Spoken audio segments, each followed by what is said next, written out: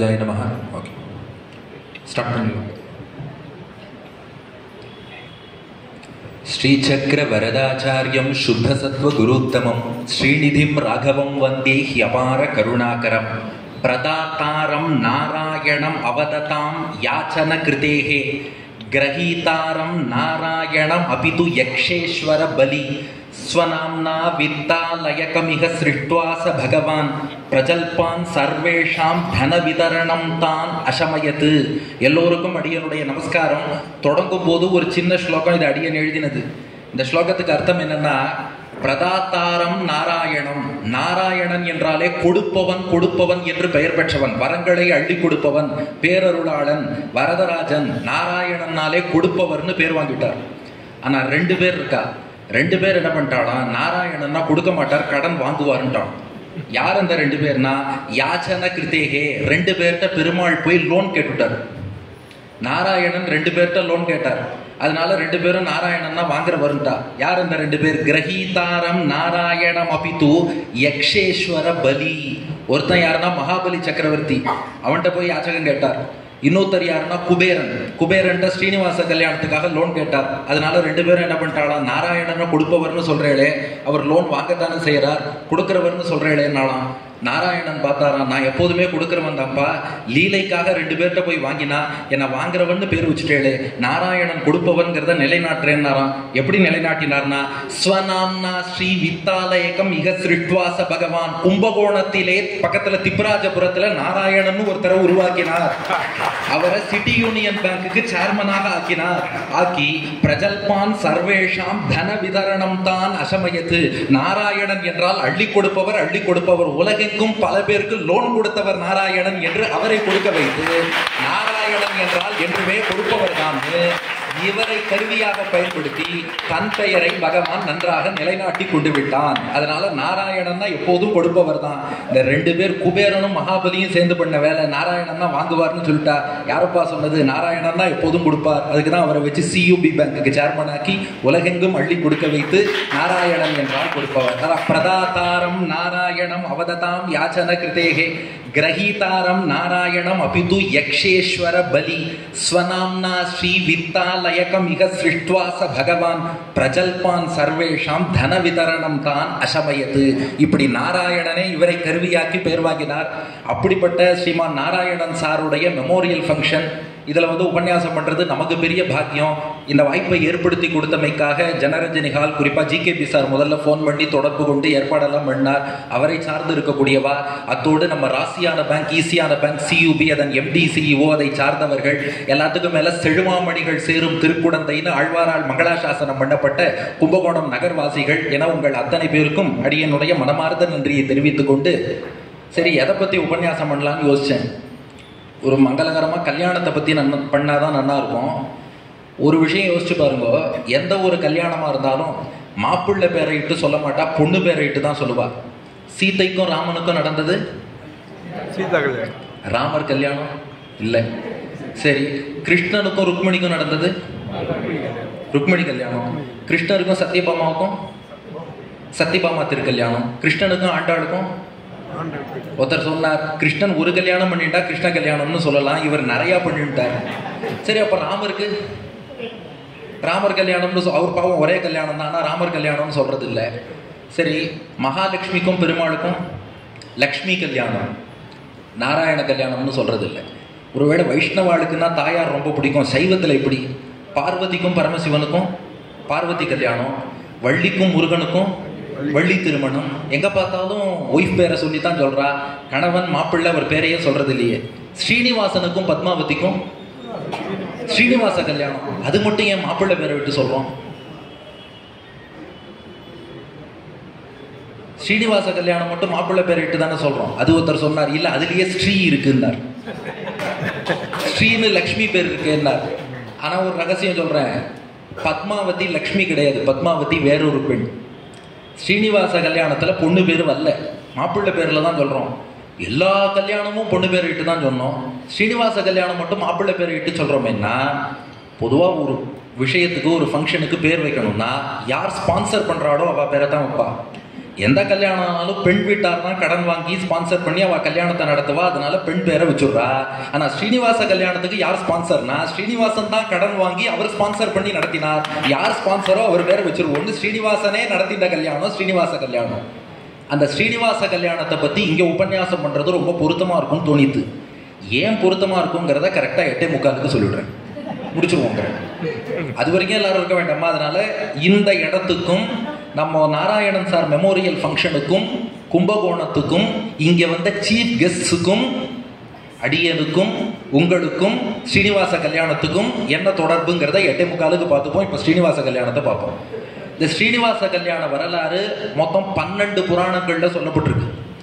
ஸ்தல புராணங்கள்லயே most references உள்ள ஸ்தல புராணம் எதுனா திருவேங்கடத்துக்கான ஸ்தல புராணம். பொதுவாக எந்த ஊருக்கும் ஒரு புராணம் 2 புராணத்தில் இருக்கும். திருமலை தல வரலாறு மட்டும் 12 புராணத்தில் இருக்கு. எல்லாத்தையும் கண்டென்ஸ் பண்ணி பார்த்துருவோம். முதல்ல கல்யாண பொண்ணு பத்மாவதி யாருன்னு பார்க்கணும். இதற்கான வரலாறு வால்மீகி ராமாயணம் உத்தரகாண்டத்தில் சொல்லப்பட்டிருக்கு. பிருகஸ்பதி தேவர்களின் குரு, அந்த பிருகஸ்பதியோட மகனுக்கு குஷத்வஜர்னு பேரு. அந்த குஷத்வஜர் பெரிய முனிவர், மிகச்சிறந்த ஞானி, தினந்தோறும் வேதம் சொல்லுவாராம். அந்த குஷத்வஜர் ஒரு நாள் வேதம் சொல்லிட்டு இருக்கார். அவர் சொல்லும் வேதமே அவர் நாவில் இருந்து ஒரு பெண்ணாக கன்னிகையாக உருவெடுத்ததான். சம்பூதா வான்மயி கன்யா நாம்னா வேதவதி ஸ்மிருதா. உட்காந்து வேதம் சொல்றார். நாவில் இருந்து வரக்கூடிய வேதம் ஒரு நங்கையாக கன்னிகையாக உருவெடுத்தது. வேதத்திலிருந்து வந்த பெண் இல்லையா, வேதவதி என்று அந்த பெண்ணுக்கு பெயர் சூட்டினாராம். பேரழகியாக இருந்தாள்.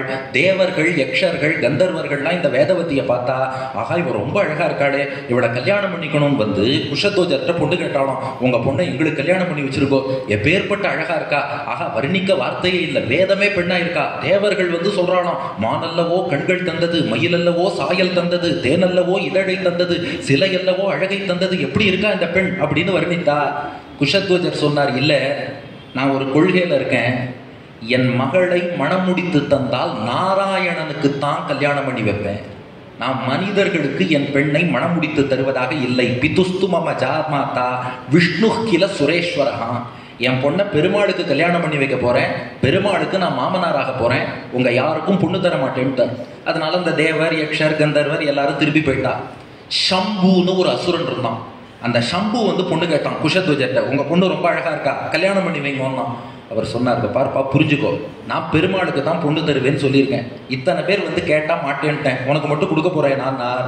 ஷம்புக்கு கோபம் வந்துடுத்து. தேவர்கள்லாம் கொஞ்சம் சாப்பிட்டு மாட்டேன்னா திரும்பி போயிட்டா. இந்த ஷம்பு பார்த்தான், நான் பொண்ணு கேட்டு கொடுக்க மாட்டியா, கத்தியால குஷத்வஜர் தலையை வெட்டினான். எனக்கு பொண்ணு கொடுக்க மாட்டேன்னு சொன்ன நீ உயிரோடு இருக்கக்கூடாதுன்னு அவர் தலையை விட்டுட்டான். இறந்து போயிட்டார் குஷத்வஜர்.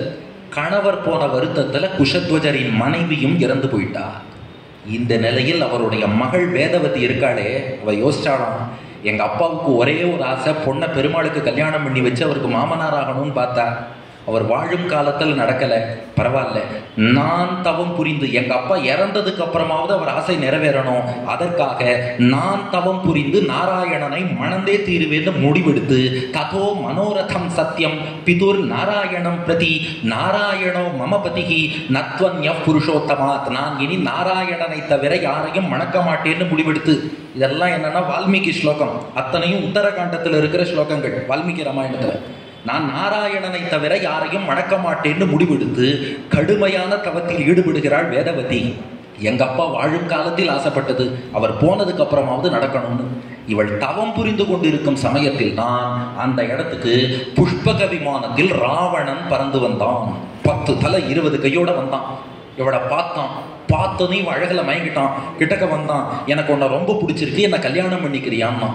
அப்போது ராவணனுக்கு இன்னும் அந்த சாபம் கொடுக்கப்படவில்லை. எந்த சாபம்? விருப்பமில்லாத பெண்ணை தொட்டால் தலை வெடிச்சிடும். அந்த சாபம் இன்னும் ராவணனுக்கு கொடுக்கப்படாத சமயம். அது பின்னாடிதான் பிரம்மா கொடுத்தார். இப்ப வேதவதிட்ட வந்தான், எனக்கு உன்னை பிடிச்சிருக்கு, என்ன கல்யாணம் பண்ணிக்கோன்னா.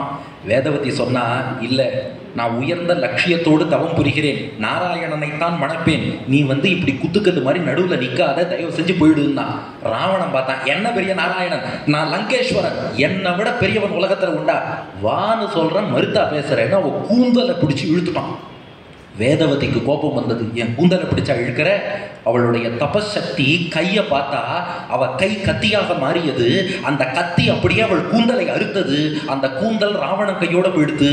இவ தனியா வந்தா ராவணனை பார்த்து சொன்னாது, பார், இந்த உடம்ப நாராயணனுக்கு அர்ப்பணிக்கணும்னு நினைச்சேன், பாவியான நீ தொட்டுட்ட, நீ தொட்டப்புறம் இந்த உடம்ப நான் பகவானுக்கு அர்ப்பணிக்க மாட்டேன், நான் அக்னி பிரவேசம் பண்றேன், அடுத்த ஜென்மத்துல வேணாலும் பகவானை அடைவேன், ஆனா நீ பாவியான நீ தொட்ட இந்த உடம்ப நான் பகவானுக்கு அர்ப்பணிக்க மாட்டேன். ஆனா ராவணா, இது போல எந்த பெண்ணை பார்த்தாலும் அவள் சமையல் அறைக்கும் படுக்கை அறைக்கும் தான் உரியவள்னு நினைச்சிருந்து இப்படி பெண்கள் மீது காமம் கொண்டிருக்கிறாயே, அக்னிக்குள்ள போறேன்னு நினைக்காத, திரும்ப உன்னை பழிவாங்குவேன்னா. தர்ஷிதாயா ஸ்வயானார்ய நமே ஜீவித விஷயத்தே ரக்ஷஸ்தஸ்மாத் பிரவேக்ஷ்யாமி பஷ்யதஸ்தே ஹுதாசனம் தஸ்மாத் தவ வதார்த்தம் ஹி சமுத்பத்ஸ்யே ஹி அஹம் புனஹ. இப்போ நான் போறேன்னு நினைக்காத, இன்னொரு பிறவில நான் பெருமாளை கல்யாணம் பண்ணிப்பேன், ஆனால் அக்னிக்குள் சென்ற நான் அக்னியிலேருந்து திரும்ப உன்னை பழிவாங்குவேன்னு சொல்லிட்டு அக்னிக்குள்ள போனாள். இது அத்தனையும் வால்மீகி சொல்லிட்டார். இதோட ஒரு தனியா வச்சிருங்க. அதை மிச்சம் என்ன நடந்ததுன்னா, இது பிரம்மாண்ட புராணத்துல இருக்கு. இதுக்கப்புறம் நடந்த சம்பவம். இப்போ இந்த வேதவதி என்பவள் பெருமாளை கல்யாணம் பண்ணிக்கணும்னு ஆசைப்பட்டு, அவ அப்பா காலத்துல நடக்கல, அப்பாவுக்கு அப்புறம் தான் பண்ணிக்கலாம்னு ஆசைப்பட்டா. ஆனா ராவணன் இடையில வந்துட்டான், அக்னி பிரவேசம் பண்ணிட்டா, அக்னிக்குள்ள காத்துட்டு இருக்கா. இப்ப ராமனும் சீத்தையும் வனவாசம் வரா. ராமாவதாரமாகி ராமன் 12 வயசுல சீத்தையை திருக்கல்யாணம் பண்ணிட்டு 24 வயசு வரைக்கும் அயோத்தியில வாழ்ந்து 24 வயசுல வனவாசம்னு ராமன் புறப்பட்டு, அதுல முதல் 10 வருஷ வனவாசம் தண்டகாரண்யத்திலே கழித்து, அதுக்கப்புறம் வனவாசத்தின் 11வது வருஷம் நாசிக் பஞ்சவட்டி கோதாவரி கரைக்கு அங்க ஒரு 3 வருஷம் ஆகி மொத்தம் 13 வருஷ வனவாசம் பூர்த்தி ஆயிருக்கு. இப்ப ராமனுக்கு வயசு 37, சீதைக்கு வயசு 31. பர்த் சர்டிபிகேட் கொடுத்த மாதிரி கரெக்டா சொல்றேன். ஆமா, நான் குரோனாலஜி சொல்லிட்டேன், நீங்க பாத்துக்கோங்க. ராமன் 12 வயசுல சீதையை திருக்கல்யாணம் பண்ணிட்டார். அப்புறம் 12 வருஷம் அயோத்தியால இருந்தார். அடுத்த 14 வருஷ வனவாசத்துல 13 வருஷம் பூர்த்தி ஆயிடுது. இப்ப வயசு என்ன? கரெக்ட். ஏன்னா டாக்டர் எல்லாம் மேக்ஸ்ல வீக்கும், அதனால நீங்க சொல்லிடுங்க. கரெக்ட்னா இங்க பேங்கர்ஸ் நிறைய இருக்காவா, மேக்ஸ்ல ஸ்ட்ராங்கா இருப்பா. ஏன்னா எம்பிபிஎஸ்னா என் ஃப்ரெண்டு ஒருத்தன் கிண்டல் பண்ணுவான், mostly bound to biology subject. MBBS அவ மற்றதெல்லாம் படிக்க மாட்டான், பயாலஜியே வச்சு படிச்சுட்டு இருப்பா.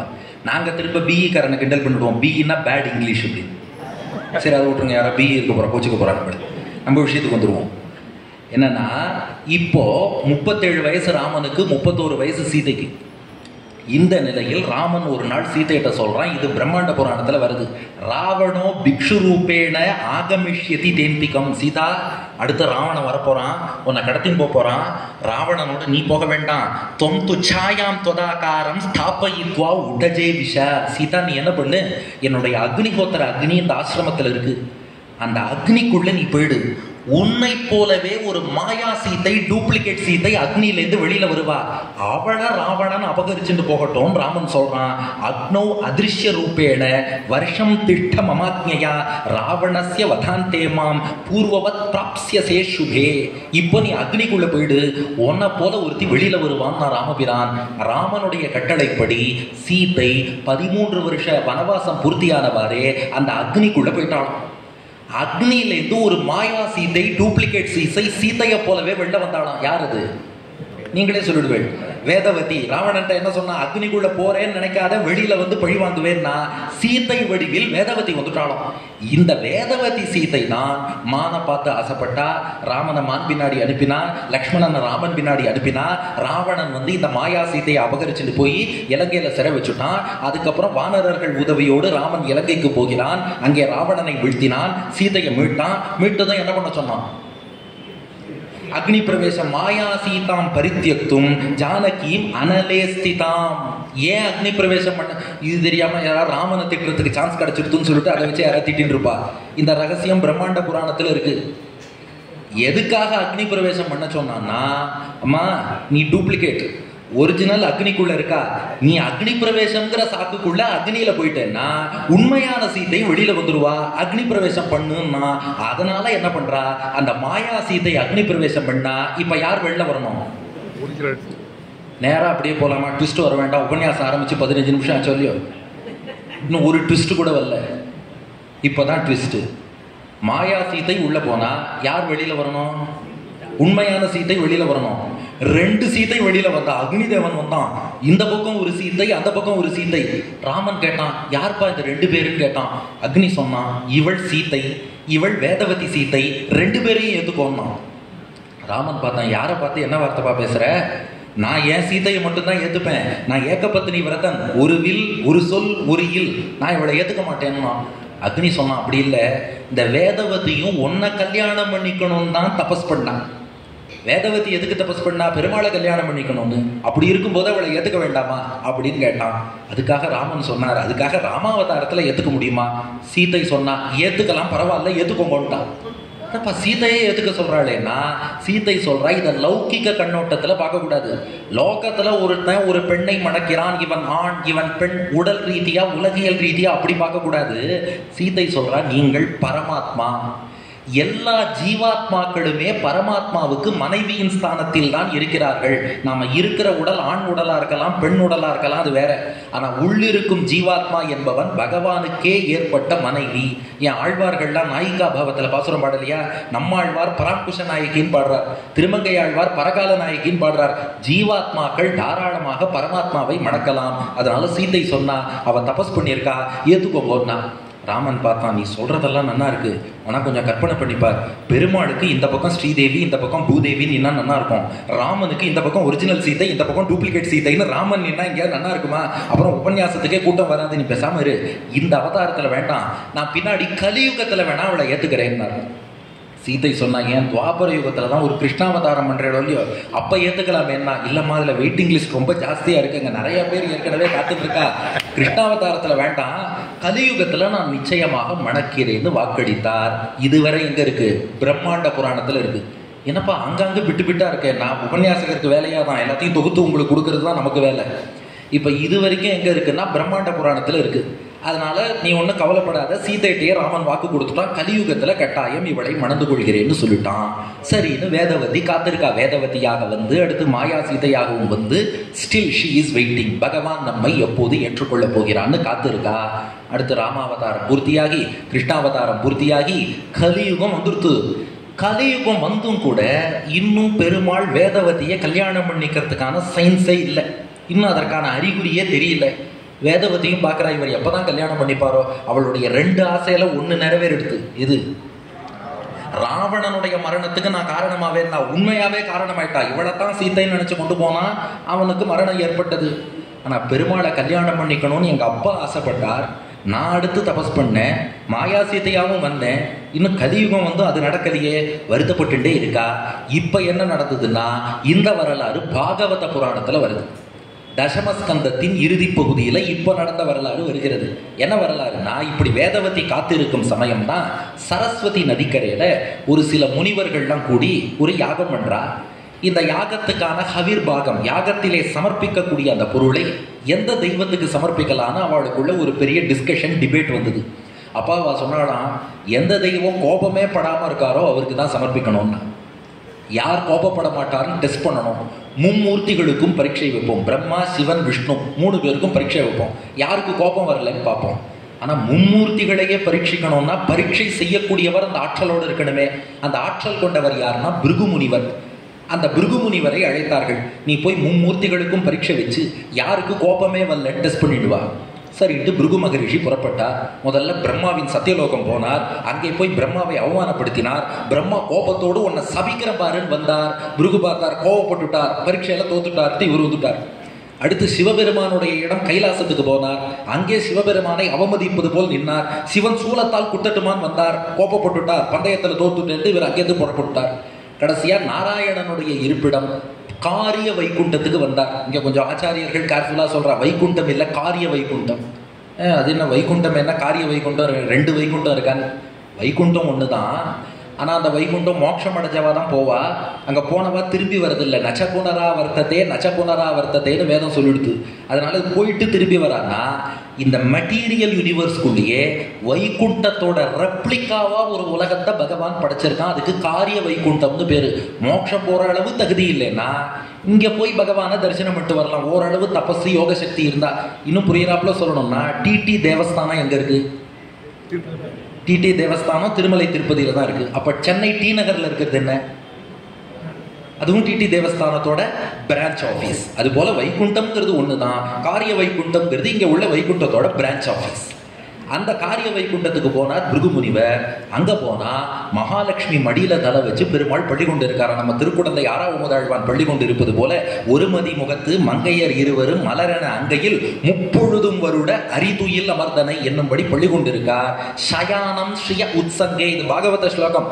சயானம் ஸ்ரீய உத்சங்கே பதாவக்ஷசி அதாடயத்து. பிருகு பார்த்தார், இவரை கோபப்படுத்த என்ன வழி, அவமானப்படுத்துற மாதிரி இப்படி எல்லாம் நின்று பார்த்தா அவர் பாட்டுக்கு படுத்துட்டு இருக்கா. நேரா போய் பகவானுடைய திருமார்பிலைய உதைத்தான். பார், இப்ப கோபம் வரும் பாருன்னார். ஆனா அடுத்த ட்விஸ்ட், நாராயணன் எழுந்துட்டார். ஸ்வதல்பாத் அவருக்கியாக நனாம சிரசா முனிம். நாராயணன் எழுந்துட்டார். பிருகு முனிவரை விழுந்து நமஸ்காரம் பண்ணிட்டார். மகரிஷி வாங்கோ ஸ்வாகத்தம். ஆகத்தே ஸ்வாகத்தம் பிரம்மன்னு நிஷீதாத்திர ஆசனேக்ஷணம். வந்து ரொம்ப நேரமா நின்றுட்டு இருக்கே, உட்காருங்கோ அப்படின்னு ஒரு ஆசனம் கொடுத்து பிருகுவை உட்கார வச்சாராம். அஜானதாம் ஆகதான் வகான் க்ஷந்துமர்கத நஃப் பிரபோ. நான் கொஞ்சம் வெங்கடேஷ் உபன்யாசம் கேட்டு தூங்கி போயிட்டேன், அதனாலதான் நீங்க வந்ததை கவனிக்கல, க்ஷமிச்சுக்கணும். நீங்க வந்து உட்காருங்கோ, நீங்க ரொம்ப நேரமா நின்றுட்டு அடியன் உங்களை கவனிக்கல, தூங்கினதுதான் காரணம். அதுக்கு மேல சொன்னாராம், எல்லாம் இங்க உதைச்சதெல்லாம் பரவாயில்ல, அதீவ கோமல உத்தாத்த சரணௌதே மகாமுனி இத்யுக்துவா விப்ரச்சரணௌ மர்தயன் ஸ்வேன பாணினா. அவர்கிட்ட சொன்னாராம், நீங்க கோபத்தை எப்படி வேணாலும் வெளிப்படுத்திருக்கலாம், இந்த மார்பில் போய் உதைச்சிட்டாலே உங்க கால் ரொம்ப மென்மையானது. என்னோட மார்பு இருக்கே, அசுரர் அரக்கர்கள்லாம் அம்பு போட்டு ஒரே கரடு முரடா கடுமையா இருக்கு. அந்த மெல்லிய பாதத்தால இந்த கடுமையான மார்பை உதைச்சா உங்க பாதத்துக்கு எவ்வளவு வலிக்கும். இங்க கொடுங்க, உங்க பாதத்துக்கு நான் மசாஜ் பண்ணி விடுறேன்னு ஒரு பாதத்தை அமுக்கி விட்டுட்டு புனீஹி சகலோகம்மாம் லோகபாலான்ச்ச மத்கதான் பாதோதகேன பவதஹா தீர்த்தானாம் தீர்த்தகாரிணா. உங்களுடைய ஸ்ரீபாத தீர்த்தம் இருக்கே, இதுதான் என்னையும் என் அடியார்களையும் தூய்மையாக்குறதுன்னு சொல்லி அவர் திருவடிகளை அலம்பி ஸ்ரீபாத தீர்த்தத்தை தலைமையில தெளிச்சுட்டானா நாராயணன். பிருகுவுக்கு பேசவே முடியல, வாயடிச்சு போயிட்டார். சே, என்னடா இது, இவனை போய் பரீட்சை பண்ணணும்னு நினைச்சோம். இவன் ரொம்ப கோபக்காரன் இல்லைங்கிறதோட இல்ல, இவன் ரொம்ப ஓவர் சாஃப்டா இருக்கானே. நிர்விருத்த ஸ்தர்பித ஸ்தூஷ்ணீம் பக்தியுத் கண்டோஸ்ரு லோச்சனகா. கண்ணில் கண்ணீர் வந்துருது, குரல் தழுதழுக்கிறது. ஐயோ, இவனை போல சாஃப்டான ஆள் பார்க்க முடியாது. கோபமே படாத ஆளுக்கு நீங்க பிரசாத நிவேதனம் பண்ணணும். நான் நேரா சரஸ்வதி கரைக்கு போனார். முனிவர்கள்ட்ட சொன்னார், நீங்க ஹவிர்பாகத்தை நாராயணனுக்கு கொடுங்கோ, நீங்க தப்பா பண்ணாலும் கோச்சிக்க மாட்டார், அதனால அவருக்கு கொடுத்துடுங்கோன்னு அங்க சொல்லிட்டு போயிட்டார். ஆனா இப்பதான் கேள்வி, பிருகு நாராயணனுக்கு டெஸ்ட் வைக்கிறதுனா எப்படி வேணா வைக்கலாமே, ஏன் மார்பில் உதைக்கணும்? மார்பில் போய் உதைக்கலாமா? ஏன் உதைச்சார்னா இங்கதான் அந்த ரகசியம் இருக்கு. பிருகுவும் பார்த்தாராம், அந்த வேதவதின்னு ஒரு பெண் ரிஷி புத்திரி தானே பெருமாளை கல்யாணம் பண்ணிக்கணும்னு காத்துட்டு இருக்கா. இன்னும் பெருமாள் அவரை கல்யாணம் பண்ணிக்கிறதுக்கு ஏற்பாடு பண்ணாமலே இருக்காருன்னு பிருகு யோசிச்சாராம். ஏன்னா எல்லாம் ஒரே ரத்தம், இவரும் பிருகு ரிஷி, அந்த குஷத்வஜர் வேதவதியோட அப்பாவும் ரிஷி. என்ன போல ஒரு ரிஷியினுடைய மகள் தானே அவள், அவளை கல்யாணம் பண்ணிக்காம காலதாமதம் பண்றாரே. அதனால என்ன பண்றாராம், நேரா மார்புல உதைச்சாராம். சரி, வேதவதியை பெருமாள் கல்யாணம் பண்ணிக்கலன்னா அதுக்கு ஏன் மார்புல உதைக்கணும்? அதுல ஒரு சின்ன ரகசியம் இருக்கு. யாராவது ஒருத்தரை நம்மளால நேர்ல உதைக்க முடியலன்னு வச்சுக்கோங்களேன், அவ சேர அவ சீட்டை உதைச்சிடணுமா. அவ சீட்டை உதைச்சா அவளை உதைச்ச மாதிரி. நான் முன்னாடி ஒரு பிரைவேட் ஹாஸ்பிட்டல்ல ஒர்க் பண்ணேன்.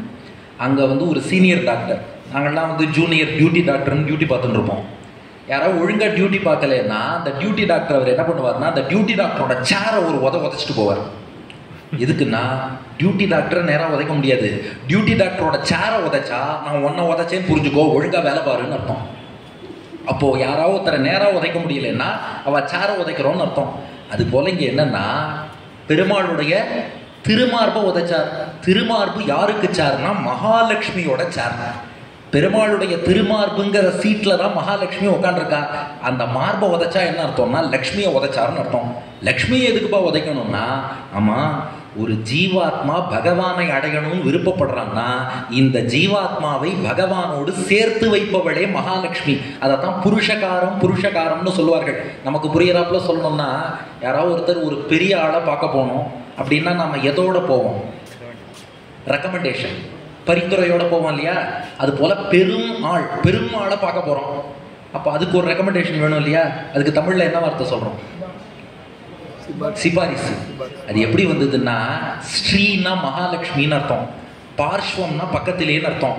ஸ்ரீ பார்ஷ்வம், ஸ்ரீங்கிற மகாலட்சுமி பெருமாளுக்கு பார்ஷ்வம் பக்கத்திலேயே இருந்து ஏத்துக்கோங்க ஏத்துக்கோங்க ஏத்துக்கோங்க சொல்லி சொல்லி சேர்த்து வைக்கிறாளாம். ஸ்ரீ பார்ஷ்வ ஸ்ரீ பார்ஷ்வ ஸ்ரீ பார்ஷ்வ ஸ்ரீ பார்ஷ்வ சொல்லி சொல்லி சொல்லி சொல்லி சிபாரிசுன்னு அதுதான் எடுத்தான். அந்த சிபாரிசு பண்ணக்கூடியவள் மகாலட்சுமி. பிருகு என்ன பண்ணார்னா, அந்த லக்ஷ்மியோட சாரை போய் ஒரு உதைச்சார். எதுக்கு இந்த சேர்ல உட்காந்துருக்க?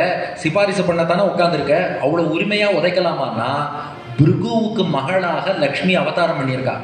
அஷ்டலக்ஷ்மியில ஆதி லக்ஷ்மின்னு சொல்றோம் பாருங்க, அவளுக்கு பார்கவின்னு பேரு. பிருகுவுக்கும் கியாதிக்கும் மகளாக பிறந்தவள். அதனால அப்பான்னா பொண்ணுகிட்ட உரிமை உண்டு. அந்த உரிமையில தான் அவளுடைய இருப்பிடத்தை உதைச்சு, என்னம்மா அந்த வேதவதின்னு எங்க ரிஷிகோட்டியை சேர்ந்த ஒருத்தரோட பொண்ணு, திரேதா யுகமாச்சு, துவாபர யுகமாச்சு, கலியுகமே வந்துடுத்து, இன்னும் பெருமாள் கல்யாணம் பண்ணிக்காம இருக்கார், அவர் தான் கண்டுக்கலன்னா சிபாரிசு ஸ்ரீ பார்ஷ்வ நீ என்ன பண்ணிட்டு இருக்க, சீக்கிரம் சேர்த்து வைக்க வேண்டாமா அப்படின்னு தான் உதைச்சிட்டு போயிருக்கார். அதுக்காகத்தான் உதைத்தாராம். இதுக்கப்புறம் என்ன நடந்தது? அது பவிஷ்யோத்தர புராணத்துல இருக்கு. இப்ப எத்தனைப்பா அப்படியே சுவிட்ச் ஆகிட்டே போறோமே. உத்தரகாண்டமாச்சு வால்மீகி ராமாயணத்துல, அதுக்கப்புறம் எங்க பார்த்தோம்? பிரம்மாண்ட புராணம், அதுக்கப்புறம் பாகவத புராணம், இப்ப பவிஷ்யோத்தர புராணம். இதுல லக்ஷ்மி பார்த்தா பிருகு உதைச்சிட்டு போயிட்டா. அவர் ஏன் உதைச்சாருன்னு லக்ஷ்மிக்கு புரிஞ்சுடுத்து. பிராட்டி உடனே சொன்னா பெருமாள்கிட்ட, பாருங்க உங்க மார்பில் இருக்க எனக்கு பிடிக்கல, இதை விட்டு நான் புறப்படுகிறேன், நான் கோச்சுட்டு போறேன்னு கிளம்பினா. பெருமாள் தடுத்தார். இருமா ஏமா கோச்சுன்னு போறேன்னா. தாயார் சொன்னா, ஆமா நான் இருக்கிற இடத்துல ஒருத்தர் வந்து உதைச்சிருக்கார், நியாயப்படி நீங்க என்ன பண்ணணும், என்ன 1000 உதைச்சாலும் உதைச்சுக்கோ, என் மனைவி இருக்கும் இடத்தை நீ எப்படி உதைக்கலாம் அப்படின்னு அவரை பார்த்து கேள்வி கேட்டிருக்கணும். அதை விட்டுட்டு நான் இருக்கிற இடத்துல ஒருத்தர் உதைச்சா அவரை கூப்பிட்டு உதைச்சுட்டே கால் வதிக்கிறதா, காலை மசாஜ் பண்ணி விட்டுமா, விக்ஸ் தடவட்டுமா, அமிர்தாஞ்சன் தடவட்டுமான்னு அவரை பார்த்து நீங்க கேள்வி கேட்டாலே இது கொஞ்சமாவது நியாயமா? உங்களுக்கு என் மேல அன்பே இல்லைன்னா. பெருமாள் சொன்னார், அப்படி இல்லம்மா, அவர் உனக்கு அப்பா. எப்போதுமே பெண்ணுக்கு அவ அப்பா தான் முதல் ஹீரோ. அவரை போய் நான் குத்தம் சொல்லக்கூடாது இல்லையா? அதனாலதான் உங்க அப்பாங்கிறதுனாலதான் ஒரு அவதாரத்துல உனக்கு தந்தையா இருந்திருக்காரோ இல்லையோ, அதனாலதான்மா கொஞ்சம் பார்த்து புதுசா. அதெல்லாம் கிடையாது, உங்களுக்கு என் மீது அன்பு இல்லை. லேடிஸ் எப்ப என்ன சொல்லுவான்னு நம்மளாலும் கண்டுபிடிக்கவே முடியாதுன்னு வச்சுக்கோங்க. என் ஃப்ரெண்டு ஒருத்தர் சொன்னார், பெரிய பெரிய மன்னர்கள் புலவர்கள் இவர்களாலும் தெரிஞ்சுக்க முடியாத விஷயம் என்னன்னா, அவ ஒய்ஃப் என்ன நினைக்கிறான்னு தெரிஞ்சுக்கவே முடியாது. மகாலட்சுமி சொல்லிட்டா, அதெல்லாம் கிடையாது, உங்களுக்கு என் மீது பாசம் இல்லை, அதனாலதான் நான் உட்கார்ந்து இருக்கிற இடத்துல ஒருத்தர் உதைச்சிருக்கார், அதை நீங்க கண்டுகொள்ளவில்லை, நான் புறப்படுகிறேன், கோச்சின் போறேன். தாயார் புறப்பட்டு போயிட்டா. இப்ப பெருமாள் பாக்குறாரு, என்னடா இது இவப்பா தான் அவ்வளவு உதைச்சாரு, இதுக்கு நம்ம மேல கோச்சின் போறாளேன்னு சொல்லிட்டு பகவான் யோசிக்கிறார். இப்ப இவளை தேடணும். அங்கே எடுத்து தேட ஆரம்பிக்கிறார். மகாலட்சுமி எங்க இருக்கான்னு பகவானுக்கு தெரியலையான்னா, எல்லாம் தெரிந்தவர்னாலும் இதெல்லாம் ஒரு லீலை. தேடிட்டு பாதாளம் வரைக்கும் போனாராம். முதல்ல பாரத தேசத்துல வந்து இறங்கினார். இது புராணம் எப்படி சொல்றதுன்னு பாருங்க, அது எந்த ஊருன்னு நீங்களே கண்டுபிடிங்க. பாரத தேசத்துல வந்து இறங்கினாராம். இறங்கி அப்படியே பாதாளம் நோக்கி போயிட்டாராம். பாரத தேசத்திலேருந்து பாதாளம் வரைக்கும் அப்படியே போய் பாதாளத்துல அந்த பக்கமா வந்தாராம். வந்தா கபிலருடைய ஆசிரமம் இருந்ததாம். அது கபிலருடைய ஆரண்யமா, கபில ஆரண்யம். இதுதான் கலிபோர்னியாங்கிறான். நீ என்ன புதுசா கலிபோர்னியாவுக்கு பெருமாள் போனாருங்கிற? நன்னா யோசிச்சு பாருங்க. பாரத தேசத்திலேருந்து அப்படியே பாதாளம் நோக்கி போறார். அந்த பக்கமா வெளியில வந்துட்டார். குளோப் வேர்ல்டு மேப் ஒன்று எடுத்து வச்சுக்கோங்க. குளோபை பாரத தேசத்திலேருந்து அப்படியே 180 டிகிரி அந்த பக்கம் போனா என்ன வரும்? யுஎஸ்ஏ வரும். கபில ஆரண்யத்துக்கு போனாருன்னு இருக்காங்க. கபிலர் தபஸ் பண்ணார், கபில ஆரண்யம். கபிலாரண்யம்ங்கிறதா பின்னாடி கலிபோர்னியா ஆயிடுத்தோன்னு சொல்லி ரசிக்கிறா. அது கலிபோர்னியா வரைக்கும் தேடி பார்த்துட்டார், காணும். திரும்ப பாதாளத்திலேருந்து மேல வந்தாராம். எங்கன்னா முன்னாடியே சொன்னேன் இல்லையா, ஸ்ரீனிவாச கல்யாணத்துக்கும் கும்பகோணத்துக்கும் தொடர்பு இருக்குன்னு.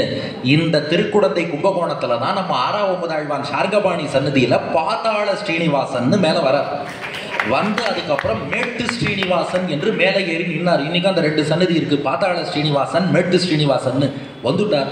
வந்து என்னடா இது, அது வரைக்கும் தேடிட்டோம், தாயாரை காணுமே, மேற்கொண்டு என்ன பண்ணலாம்னு யோசிக்கிறார். அப்பதான் கருடன் வந்தாராம்.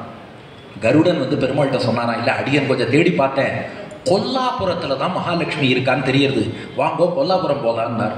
கருடனோடு பெருமாள் கொல்லாபுரம் புறப்பட்டு செல்கிறார். கொல்லாபுரத்துல போய் பார்த்தா மகாலட்சுமி பிரம்மாண்டமான திருமேனியோடு விளங்குகிறாள்.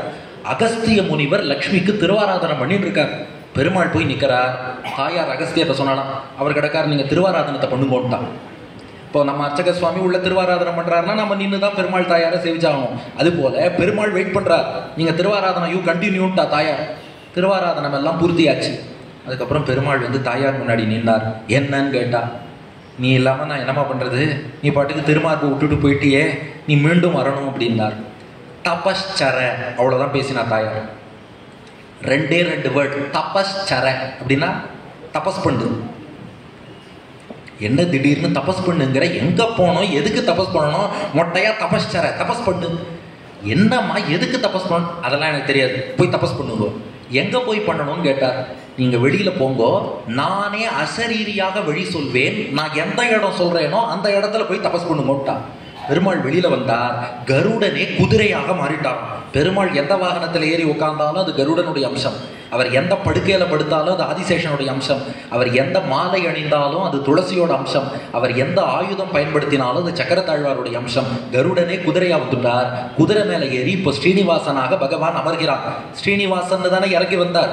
ஸ்ரீ தன்னை விட்டு போயிட்டாலும் பேர்லையாவது ஸ்ரீயை வச்சுக்கணும்னு ஸ்ரீனிவாசன் வந்துட்டார். அதான் பாதாள ஸ்ரீனிவாசன், மேட்டு ஸ்ரீனிவாசன் பார்த்தோம். இப்போ கொல்லாபுரத்துலயும் ஸ்ரீனிவாசன்கிற பேரோட வந்தார். குதிரையில ஏறி உட்கார்ந்தார். நமக்கு கூகுள் மேப்ஸ் வழி சொல்ற மாதிரி மகாலட்சுமி வழி சொல்றான். Go straight for 300 meters and take the next left. In the roundabout take the third exit and go straight. இந்த மாதிரி மகாலட்சுமி தாயார் வழி சொல்றார். கருடன் குதிரையாக போயிட்டே இருக்கார். கொல்லாபுரத்திலேருந்து புறப்பட்டு கருடன் போயிட்டே இருக்கார். இன்னைக்கான மெட்ராஸ்ல எல்லாம் எந்த வழியில போகணும்னு கேட்கறது இல்லை, எந்த குழியில போகணும்னு கேட்கிறான். ஏன்னா எல்லாம் வெட்டி வச்சாச்சு. என் நண்பர் திரு பாஸ்கி சொல்லுவார் அடிக்கடி, வா என்ன தேடுறான்னு சொன்னா எங்கிட்டயாவது சொல்லட்டும், நானா தேடி கொடுத்துட்றான், அவன் வெட்டிகிட்டே இருக்காளே அப்படின்னு. அதுலேயும் இப்போ சென்னையில் ரூட்டெல்லாம் எப்படி தெரியுமா சொல்லுவா, சார் நீங்கள் மடிப்பாக்கம் பக்கம் வந்துருங்கோ, அங்கே ஒரு குழி இருக்கும், அதில் விழுந்துருங்கோ. எனது குழியில் விழணும், ஆமாம் மடிப்பாக்கம் குழியில் விழுந்துட்டு 2 கிலோமீட்டர் குழியோடையே நேராக வாங்கோ. ரைட் சைடு ஒரு குழி, லெஃப்ட் சைடு ஒரு குழி பிரியும். அந்த லெஃப்ட் சைடு குழியில் 1 கிலோமீட்டர் வந்து மேலே ஏறினா ரைட் சைடில் 3வது வீடு எங்கள் வீடு. சிம்பிளாக வழி சொல்கிறதுக்கு வசதியாக இருக்குங்கிறா. இங்கே அப்படி இல்லை. அந்த காலத்தில் இந்த மாதிரி வெற்ற வேலை கிடையாது. அதனால ஜிபிஎஸ் கூகுள் மேப்ஸ் மாதிரி அசரீரியாக தாயார் வழி சொல்ல கருடன் குதிரையாக இருக்க ஸ்ரீனிவாசன் பயணித்து திருச்சுகனூர் என்ற இடத்தை அடைந்தான். அதுக்கு ஏன் திருச்சுகனூர்னு பேருனா, சுக மகரிஷி வியாசருடைய மகன் சுகர் தபஸ் பண்ண இடம், அதனால திருச்சுகனூர்னு பேரு. அதுதான் மருவி பின்னாடி திருச்சானூர்னு அடுத்து. அந்த திருச்சுகனூர் ஆகிய திருச்சானூருக்கு வந்தார். அத்திரைவ தபஸ்சர, இங்கேயே தபஸ் பண்ணுன்னு குரல் கேட்டது. பார்த்தார் பெருமாள், சரி இங்க லக்ஷ்மியை குறித்து தபஸ் பண்ண வேண்டியதுதான். லக்ஷ்மியை ஆராதிக்கணும்னா அதுக்கு தாமரை பூ வேணும். அதுக்கு என்ன பண்றது? கருடனை கூப்பிட்டார் பெருமாள். கருடா ஒரு ஈட்டி கொண்டு வாங்கினார். கருடன் ஒரு ஈட்டி, பெருமாள் ஒரு ஈட்டி, 2 பேருமா எடுத்துட்டு திருச்சானூர்ல லக்ஷ்மி சரஸ்ங்கிற பொய்கை பெருமாளே குளம் வெட்டினார். லக்ஷ்மி சரஸ் என்ற குளத்தை ஏற்படுத்தி இதுல தாமரைகள் முளைச்சதுன்னா அதால தாயாருக்கு அர்ச்சனை பண்ணலாம். கருடா நீ ஆகாச கங்கையிலேருந்து தாமரை விதைகளை கொண்டு வாங்கினார். கருடனும் ஆகாச கங்கையிலேருந்து தாமரை விதைகளை கொண்டு வந்து அதுல தூவினார். இப்ப தாமரை நன்றாக மலரணும்னா அதுக்கு என்ன வேணும்? சூரியன் வேணும். நான் குளத்துக்கு சொல்றேன், நீங்க வேற ஏதோ நினைச்சிடாதீங்க. குளத்துல தாமரை மலரணும்னா அதுக்கு சூரியன் வேணும். அதனால பெருமாள் என்ன பண்ணார்னா சூரிய நாராயணனை அந்த குளத்தங்கரையிலேயே கொண்டு வந்து பிரதிஷ்டை பண்ணிட்டார். சூரிய நாராயணனை பிரதிஷ்டை பண்ணிட்டா தாமரை 24 hours அங்கே மலர்ந்துட்டே இருக்கும். தாயாருக்கு அர்ச்சனை பண்ணலாம். இந்த தாமரைகளால மகாலட்சுமிக்கு பெருமாள் உட்கார்ந்து அர்ச்சனை பண்ணிட்டே இருக்கார் ஸ்ரீனிவாசன். 12 வருஷம் அர்ச்சனை தபஸ் ஸ்ரீனிவாசன் பண்ணினார். 12 வருஷம் பூர்த்தியானது. பூர்த்தியானவாறே கார்த்திகை மாசம் சுக்லபக்ஷ பஞ்சமி, உத்தராட நட்சத்திரம், வெள்ளிக்கிழமை. அதுதான் இன்னைக்கும் திருச்சானூர்ல தாயார் பஞ்சமின்னு சொல்லுவார். கார்த்திகை மாசம் சுக்லபக்ஷ பஞ்சமி, உத்தராட நட்சத்திரம், வெள்ளிக்கிழமை அன்னைக்கு பிரத்யக்ஷமாக மகாலட்சுமி தாயார் ஸ்ரீனிவாசனுக்கு காட்சி தரா. இதுல என்ன விசேஷம் பாருங்க, பெருமாள் தாயாரை குறித்து தபஸ் பண்ணியிருக்கார் 12 வருஷம். அந்த தபஸ் பூர்த்தியானவாறே தாயார் வந்து அற்புதமாக பகவானுக்கு காட்சி தருகிறாள். இப்போ பெருமாள் தாயார்கிட்ட சொன்னாராம், இப்போவாவது திருமார்புக்கு திரும்பி வரியா? உன்னை பிரிஞ்சு நான் எவ்வளோ கஷ்டப்பட்டு இருக்கேன் தெரியுமா? பிராட்டி இல்லாத பெருமாள் இருக்க முடியுமா? பனி இல்லாத மார்கழியா, படையில்லாத மன்னவரா, இனிப்பில்லாத முத்தமிழா, இசையில்லாத முத்தமிழா, இனிப்பில்லாத முக்கனியா, அழகில்லாத ஓவியமா, ஆசையில்லாத பெண்மனமா, மழையில்லாத மாநிலமா, மலரில்லாத பூங்கொடியா, தலைவி இல்லாத காரியமா, தலைவன் இல்லாத காவியமா, கலையில்லாத நாடகமா, பிராட்டி இல்லாத பெருமாளா, உன்னை பிரிஞ்சு நான் எவ்வளோ கஷ்டப்பட்டு இருக்கேன் தெரியுமோ? கொஞ்சம் அந்த திருமார்புக்கு வந்துடக்கூடாதா அப்படின்னு கேட்டா பெருமாள். மகாலட்சுமி சொன்னா, நான் உங்களை ஏன் தபஸ் பண்ண சொன்னேன் தெரியுமான்னா. நீங்களும் யாரும் அந்த கேள்வி கேட்கல. நான் உங்களை ஏன் தபஸ் பண்ண சொன்னேன் தெரியுமான்னு கேட்டார். ஏன்னு கேட்டார். தபஸ்னா எவ்வளவு கஷ்டம்னு உங்களுக்கு புரியணும், அதுக்கு தான் உங்களை தபஸ் பண்ண சொன்னேன். உங்களை குறித்து எவ்வளவு பேர் தபஸ் பண்றா. நீங்க பாட்டுக்கு அவனை நீ 10 வருஷம் தபஸ் பண்ணு, நீ 100 வருஷம் தபஸ் பண்ணு, நீங்க பாட்டுக்கு அவனா தபஸ் பண்ண விட்டுடுற. உங்களை குறித்து பல பேர் தபஸ் பண்றா. அவ தபஸ் எவ்வளவு கஷ்டம்னு உங்களுக்கு புரியணும், அதுக்கு தான் உங்களை தபஸ் பண்ண வச்சேன். சரிம்மா, அதேம்மா இப்ப எனக்கு புரிய வைக்கணும். ஆமா, வேதவத்தின்னு ஒருத்தி தபஸ் பண்ணாலே, அப்ப திரேதாயுகத்துல தபஸ் பண்ணா. மாயா சீதையா வந்தா, துவாபரம் யுகம் முழுக்க தபஸ் பண்ணி காத்துட்டு இருக்கா. இன்னும் அவளை ஏத்துக்கல. ஒரு 12 வருஷ தபஸுக்கே உங்களுக்கு தாங்கல, திருமார்புக்கு வான்னு சொல்றேன். அப்ப அந்த வேதவதி எவ்வளவு கஷ்டப்பட்டிருப்பா. அவ கஷ்டம் உங்களுக்கு புரியணுங்கிறதுக்காகத்தான் நான் தபஸ் பண்ண சொன்னேன். நீங்கள் அவளை மணந்து கொள்ள வேண்டும். இப்ப தாயார் சொன்னா, எங்க அப்பா எது செஞ்சாலும் காரணம் இல்லாம செய்ய மாட்டார். பாருங்க, பெண் எப்போதுமே அப்பாவை விட்டு கொடுக்க மாட்டார். எங்க அப்பா பிருகுமுனிவர் இருக்காரே, வந்து உதச்சார எதுக்குன்னா, நான் இன்னும் அந்த வேதவதியை உங்களோட சேர்த்து வைக்காம இருக்கேன், ஏண்டி சும்மா இருக்கேன்னு கேட்கத்தான் எங்க அப்பா உதைச்சார். அதுதான் பாருங்க, எப்போதுமே பெண்கள் அப்பா விட்டு கொடுக்கவே மாட்டார். அதனாலதான் ஒரு சின்ன டிப்ஸ் என் ஃப்ரெண்டு ஒருத்தர் சொன்னார். நம்மளே வீட்டில் ஏதாவது சண்டை வந்ததுன்னு வச்சுக்கோங்களேன், ஒய்ஃபை என்ன முட்டாள்தனமா பேசுறேன்னா பெரிய பிரச்சனை ஆயிடும் அப்புறம். ஆனா இதே கொஞ்சம் பாலிஷ்டா, உங்க அப்பா எவ்வளவு புத்திசாலி, அவரோட பொண்ணா பிறந்துட்டு இப்படி முட்டாள்தனமா பேசுறீங்க அப்படி சொல்லுங்கோப்பா. அப்ப அது அவளுக்கு ப்ராப்ளமா இருக்கு. எவ்வளவு பெரிய புத்திசாலியான அப்பாவுக்கு பொண்ணா பிறந்திருக்கேன், இப்படிலாம் நீ முட்டாள்தனமா பேச. எங்க அப்பாவை பத்தி நல்லா சொல்லிட்டாரு. தாயார் சொல்றா, எங்க அப்பா பிருகு உதைச்சாருன்னா அவர் காரணம் இல்லாம உதைக்கல. நீங்க இந்த அசைன்மெண்ட்டை பண்ணாம இருக்கு, நானும் அதுக்கு ஒன்றும் தூண்டாம இருக்கேன், அதுக்காகத்தான் உதைச்சார். அதனால உங்கள் திருமார்புக்கு நான் திரும்பி வர வேண்டும் என்றால் காத்திருக்கும் அந்த வேதவதியை நீங்கள் மணந்து கொள்ள வேண்டும். தபஸ்னா எவ்வளவு கஷ்டம் புரிஞ்சது இல்லையா? யுக கணக்கில் தபஸ் பண்றவளை இனியும் காக்க வைக்கலாமா? இனி காக்க வைக்கவே கூடாது. போய் அவளை கல்யாணம் பண்ணிக்கோங்க. எங்கம்மா இருக்கா அவள் அப்படின்னு கேட்டார் பெருமாள். இப்பதான் தாயார் சொன்னா, நாராயணபுரத்திலே ஆகாசராஜன் மகளாக பத்மாவதியாக அந்த வேதவதி பிறந்திருக்கா, போய் கல்யாணம் பண்ணிக்கோங்க. நான் அவள் தான் அந்த பத்மாவதி. அதுக்கு தான் சொன்னேன், இந்த பத்மாவதி யாருன்னு சொல்றேன்னு தானே ஆரம்பிச்சேன். இவள் தான் பத்மாவதி. அது பாருங்க, 3/4 மணி நேரம் ஆயிடுச்சு. இந்த பத்மாவதியின் வரலாறு இந்த 4 புராணங்கள்ல சேர்த்து நாம புரிஞ்சுக்கிறோம். அந்த வேதவதி காத்திருந்தவள் தான் பத்மாவதியா பிறந்திருக்கா. போய் கல்யாணம் பண்ணுங்கோன்னு மகாலட்சுமி அசைன்மெண்ட் கொடுத்தா. திருமார்பு, நான் கல்யாணம் பண்ணுங்கோ, நான் வந்துடுறேன்ட்டான். சரின்னு பெருமாளும் புறப்படுகிறார்.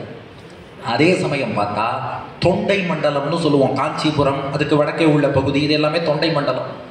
அந்த பகுதியை நாராயணபுரம் என்னும் ஊரை தலைநகராக கொண்டு ஆகாசராஜன்கிற ராஜா ஆண்டு வரான். அவன் மனைவிக்கு தரணி தேவின்னு பேரு. இந்த கணவன் மனைவி பேர் பொருத்தம் பாருங்க, ஆகாசராஜன் தரணி தேவி. இது கல்யாண மந்திரத்துல சுவையான விஷயம் இருக்கு. கணவன் மனைவியை பார்த்து சொல்றான், தியௌரகம் பிருத்திவித்வம் சாமாகம் ரிக்துவம்ங்கிறான். தியௌரகம் நான் ஆகாசம், பிருத்திவித்வம் நீ பூமி. கணவன் வானம், மனைவி பூமியாம். உடனே ஒருத்தர் சொன்னார், நீங்க அதனாலதான் என் வேத நெறியில பெண்கள் எல்லாம் கீழே வச்சிருக்கீங்க. ஹஸ்பண்ட் வானம், ஒய்ஃப் பூமி. அப்படி அர்த்தம் இல்லை. அதுக்கு மேல கீழேன்னு விஷயம் இல்லை. பூமிக்கு ஒரு பெக்குலியரான ஆஸ்பெக்ட் உண்டு. பூமியில ஒரு விதை விதைக்கிறோம்னு வச்சுக்கோங்களேன், நீங்க தண்ணீரை எப்படி வேணாலும் ஊற்றி பாருங்க, ஹோஸ் பைப்ல ஊற்றி பாருங்க, கெட்டிலேருந்து ஊற்றி பாருங்க, அல்லது ஸ்ப்ரிங்க்லிங் பண்ணி பாருங்க, என்ன பண்ணாலும் விதை முளைக்குமான்னு தெரியாது. ஆனா வானத்திலிருந்து 2 சொட்டு தூத்தல் போட்டுதுன்னா உடனே இந்த விதை முளைச்சிடும். ஏன்னா பூமி இருக்கே மற்ற எந்த தண்ணீரையும் எதிர்பார்க்காது, வானத்திலிருந்து வரும் தண்ணீரைத்தான் எதிர்பார்க்கும். அது போலத்தான் மனைவி பூமி, கணவன் வானம்னா புகுந்த வீட்டுக்கு வராளே பெண், அவ மாமனார் மாமியார் நாத்தனார் இவ யாருடைய அன்பையும் எதிர்பார்த்து வரல, வானமாகிய கணவன்கிற அந்த ஒருத்தனை எதிர்பார்த்து வந்திருக்கா. அந்த ஒருத்தன் அன்பு காட்டல, வேற எத்தனை பேர் அனுகூலமா இருந்தாலும் அந்த பெண்ணுக்கு நல்லா இருக்காது. இது புரியாம விவாக மந்திரங்கள்ல இவ்வளவு விஷயம் இருக்கு. இது புரியாம விவாக மந்திரங்களை சில பேர் ஏதோ சொல்லிடுறா. கல்யாண மந்திரங்களுக்குள்ள அவ்வளவு அர்த்தம் இருக்கு. அடுத்தது வார்த்தை பாருங்க, சாமாகம் ரிக்துவம். கணவன் மனைவியை பார்த்து சொல்றான், நான் சாமவேதம் நீ ரிக்வேதம்ங்கிறான். வேத பாடசாலை குழந்தைகள் இருக்காவா, ரொம்ப ரசிப்பா இதை. நான் சாமவேதம், நீ ரிக்வேதம். நான் என்ன காரணம்னா நாங்களும் சாமவேதம் தான். சாமவேதத்துல தனி மந்திரம் கிடையாது. ரிக்வேத மந்திரங்களை இசையோடு பாடினால் சாமவேதம். அப்ப சாமாகம்னா நான் இசையாக இருக்கிறேன், ரிக்தம்னா நீ லிரிக்ஸா இருக்க.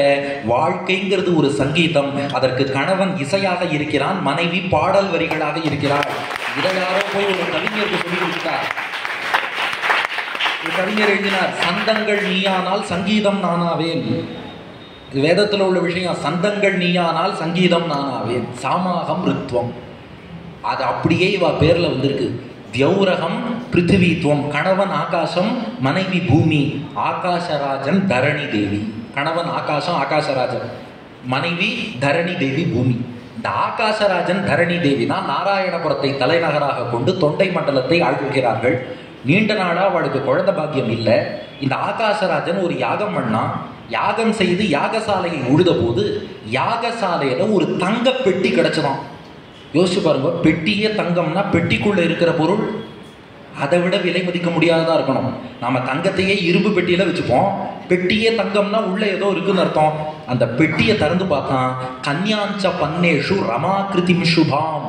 உள்ளுக்குள்ளே பார்த்தால் ஒரு அழகான பெண் குழந்தை, தாமரை போன்ற பெண் குழந்தை இருந்தாளாம். இவள் தாமரை போல் இருக்கிறாள், அதனால பத்மாவதின்னு பேர் வச்சோம். இவ யாருன்னா அந்த வேதவதி தான் இப்போது ஆகாசராஜன் மகளாக வந்து பிறந்திருக்கா. சீதையை எப்படி யாகசாலையில் ஜனகன் கண்டானோ, இந்த பத்மாவதியான வேதவதியையும் ஆகாசராஜன் யாகசாலையில கண்டான். பத்மாவதின்னு பேர் வச்சான், தன் மகளாக வளர்த்தான். அவ வந்த நாள்லேருந்து இவனுக்கு அதிர்ஷ்டம் பயங்கரமா. அவனுக்கு ரொம்ப நாளா குழந்தை இல்லைன்னு எங்கினா இந்த பெண் கிடைச்சா. அடுத்து பார்த்தா அவன் மனைவியை கருவுற்று ஒரு ஆண் குழந்தையும் பிறந்துருத்தான். வசுதாதன் அப்படின்னு அவனுக்கு பேர் வைக்கிறான். அடுத்தடுத்து இவனுக்கு நல்லதெல்லாம் நடந்துட்டே இருக்கு. இந்த பக்கம் ஸ்ரீனிவாச பெருமாள் பார்த்தார், அந்த பத்மாவதியை கல்யாணம் பண்ணிட்டாதான் லக்ஷ்மி திரும்பி வருவா. சரி, நாம் புறப்பட்டு போவோம். நாராயணபுரத்துக்கு அருகில் இருக்கும் ஏதாவது பகுதியில் தங்கலாம். எங்க போலான்னு பார்த்தார். திருவேங்கட மலை இருந்தது. இந்த மலையில தங்கிண்டு இங்கிருந்து வேட்டைக்கு போய் அப்படியே பத்மாவதியை சந்தித்து காதல் கொண்டு திருமணம் செய்து கொள்ளலாம்னு முடிவெடுக்கிறான் ஸ்ரீனிவாசன். அதனால திருவேங்கட மலைக்கு வருகிறார். ஒரே அசைன்மெண்ட் அவருக்கு, லக்ஷ்மி கொடுத்த அசைன்மெண்ட். அங்கே தங்கி இருந்து பத்மாவதியை கல்யாணம் பண்ணிட்டா மீண்டும் தாயார் திருமார்புக்கு வருவாள். இப்ப ஸ்ரீனிவாசன் திருவேங்கட மலையில தங்கலான்னு வரார். அந்த மலை யாருக்கு சொந்தம்னா வராக பெருமாளுக்கு சொந்தம். அடுத்த பொருத்தம், கும்பகோணத்துக்கும் ஆதி வராக கஷேத்திரம்னு தான் பேரு. இங்கே ஆறாவமுதாழ்வான், சார்கபாணி எல்லாரும் பின்னாடி வந்தவா. முதல்ல இந்த ஊர்ல எழுந்தருளிய பெருமாள் வராகன். இது வராக கஷேத்திரம். அதுபோல திருவேங்கடமலையும் வராக கஷேத்திரம். வராக பெருமாள் பூமியை இடந்தெடுத்த பின் திருமலையில ரெஸ்ட் எடுத்துட்டு இருக்கார்.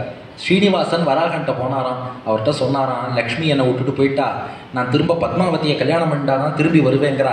அது வரைக்கும் நான் இங்கே தங்கணும், எனக்கு இடம் கொடு. ஸ்தலம் தேகி அவனீகாந்தா யாவத் கலியுகம் பவேத். கலியுகம் பூர்த்தி ஆற வரைக்கும் நான் இங்கே தங்கணும், எனக்கு இடம் கொடுந்தார். வராகன் கேட்டாராம், நான் இடம் கொடுத்தால் நீ என்ன வாடகை தருவாய்னு கேட்டார். ஸ்ரீனிவாசன் சொன்னாராம், பிரதமம் தர்ஷனம் சஸ்யாத் நைவேத்தியம் க்ஷீரசேச்சனம். தினந்தோறும் உங்களுக்கு க்ஷீரான்ன நிவேதனத்துக்கு நான் ஏற்பாடு பண்ணிவிடுறேன். ஒன்று. ரெண்டாவது முக்கியமான வாடகை, இந்த திருமலைக்கு யார் யாத்திரை வந்தாலும் சுவாமி புஷ்கரிணி கரையில் இருக்கும் உங்களை முதல்ல தரிசனம் பண்ணிட்டு தான் எங்கிட்ட வரணும். உங்களை சேவிக்காம யாராவது எங்கிட்ட வந்தா அவ திருமலை யாத்திரையே செல்லாது, நல்லன் வாயிடுன்னு ஆக்கிடுறேன். இதுதான் நான் கொடுக்கக்கூடிய வாடகை. வராகன் கேட்டுட்டு ஓகேன்னு சொல்லி ததா ததௌ ஸ்தலம் பாத சதமாத்திரம் ரமாபதேஹே 100 ஸ்கொயர் ஃபீட் லேண்ட் மட்டும் கொடுத்தாராம். அப்படித்தான் ஸ்தல புராணத்தில் இருக்கு. இது வெங்கடாச்சல மகாத்மிய ஸ்லோகம். திருமலை முழுக்க திருவேங்கடமுடையானுடையது கிடையாது, இப்பவும் வராக பெருமாளோடது.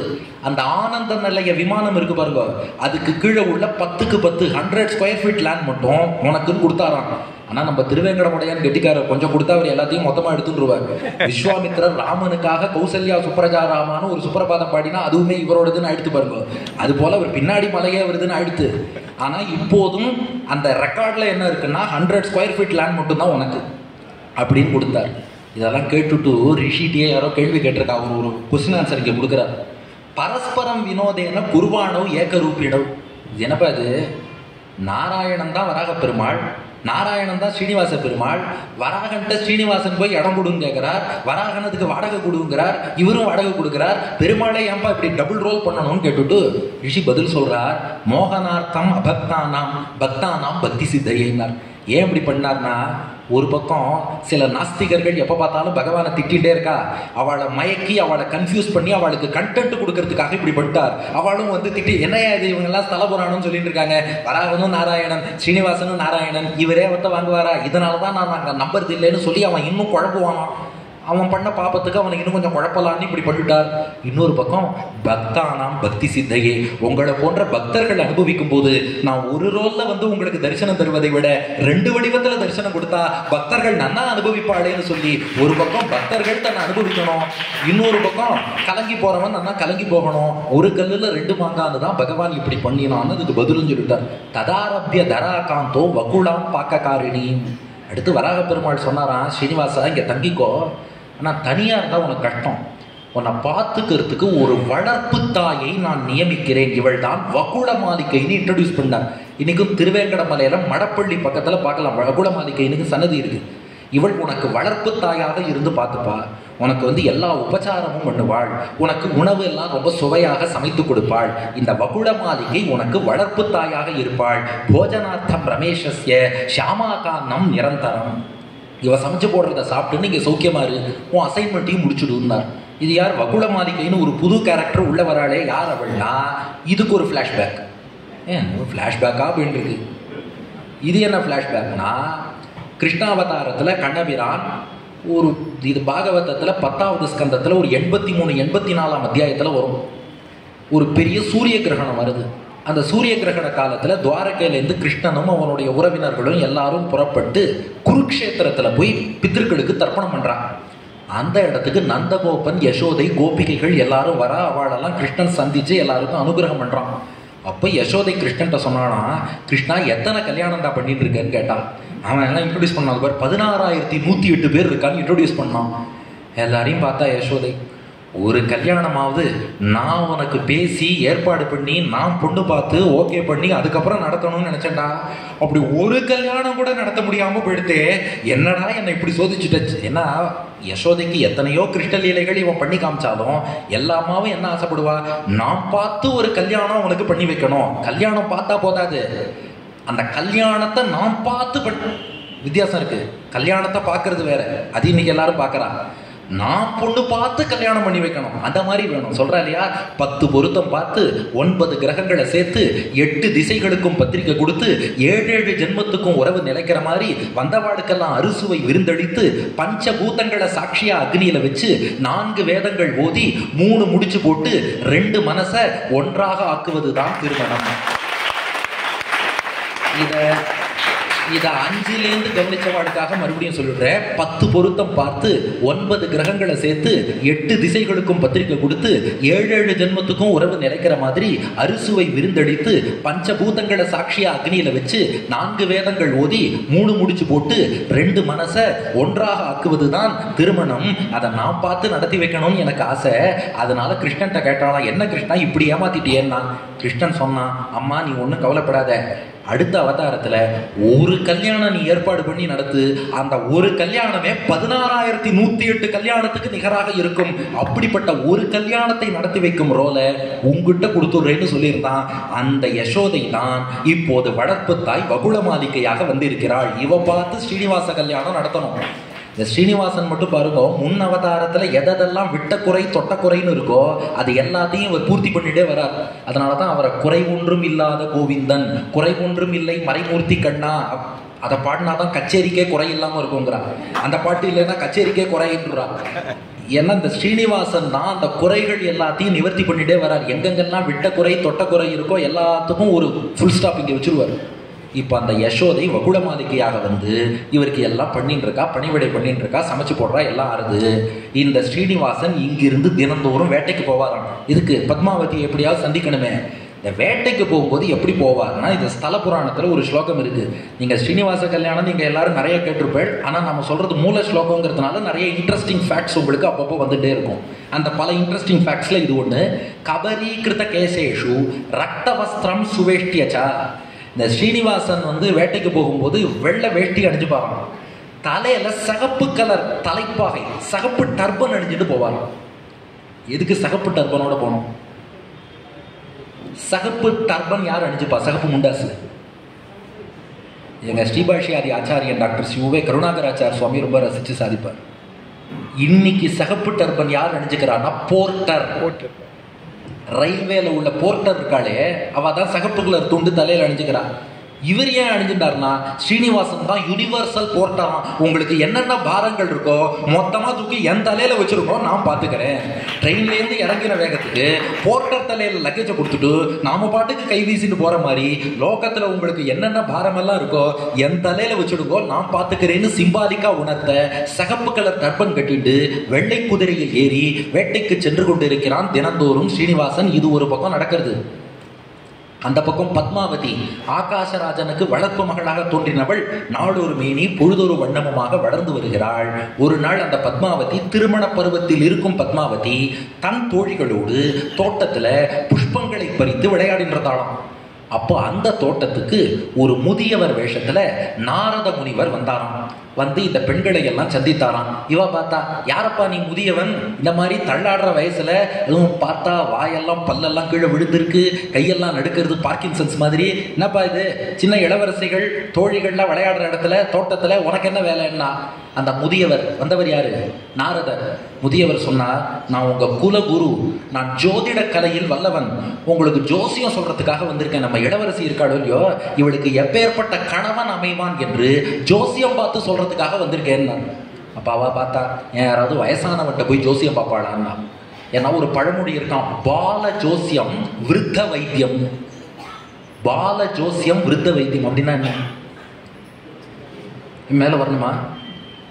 இல்லை வரணுமா? ஓகே.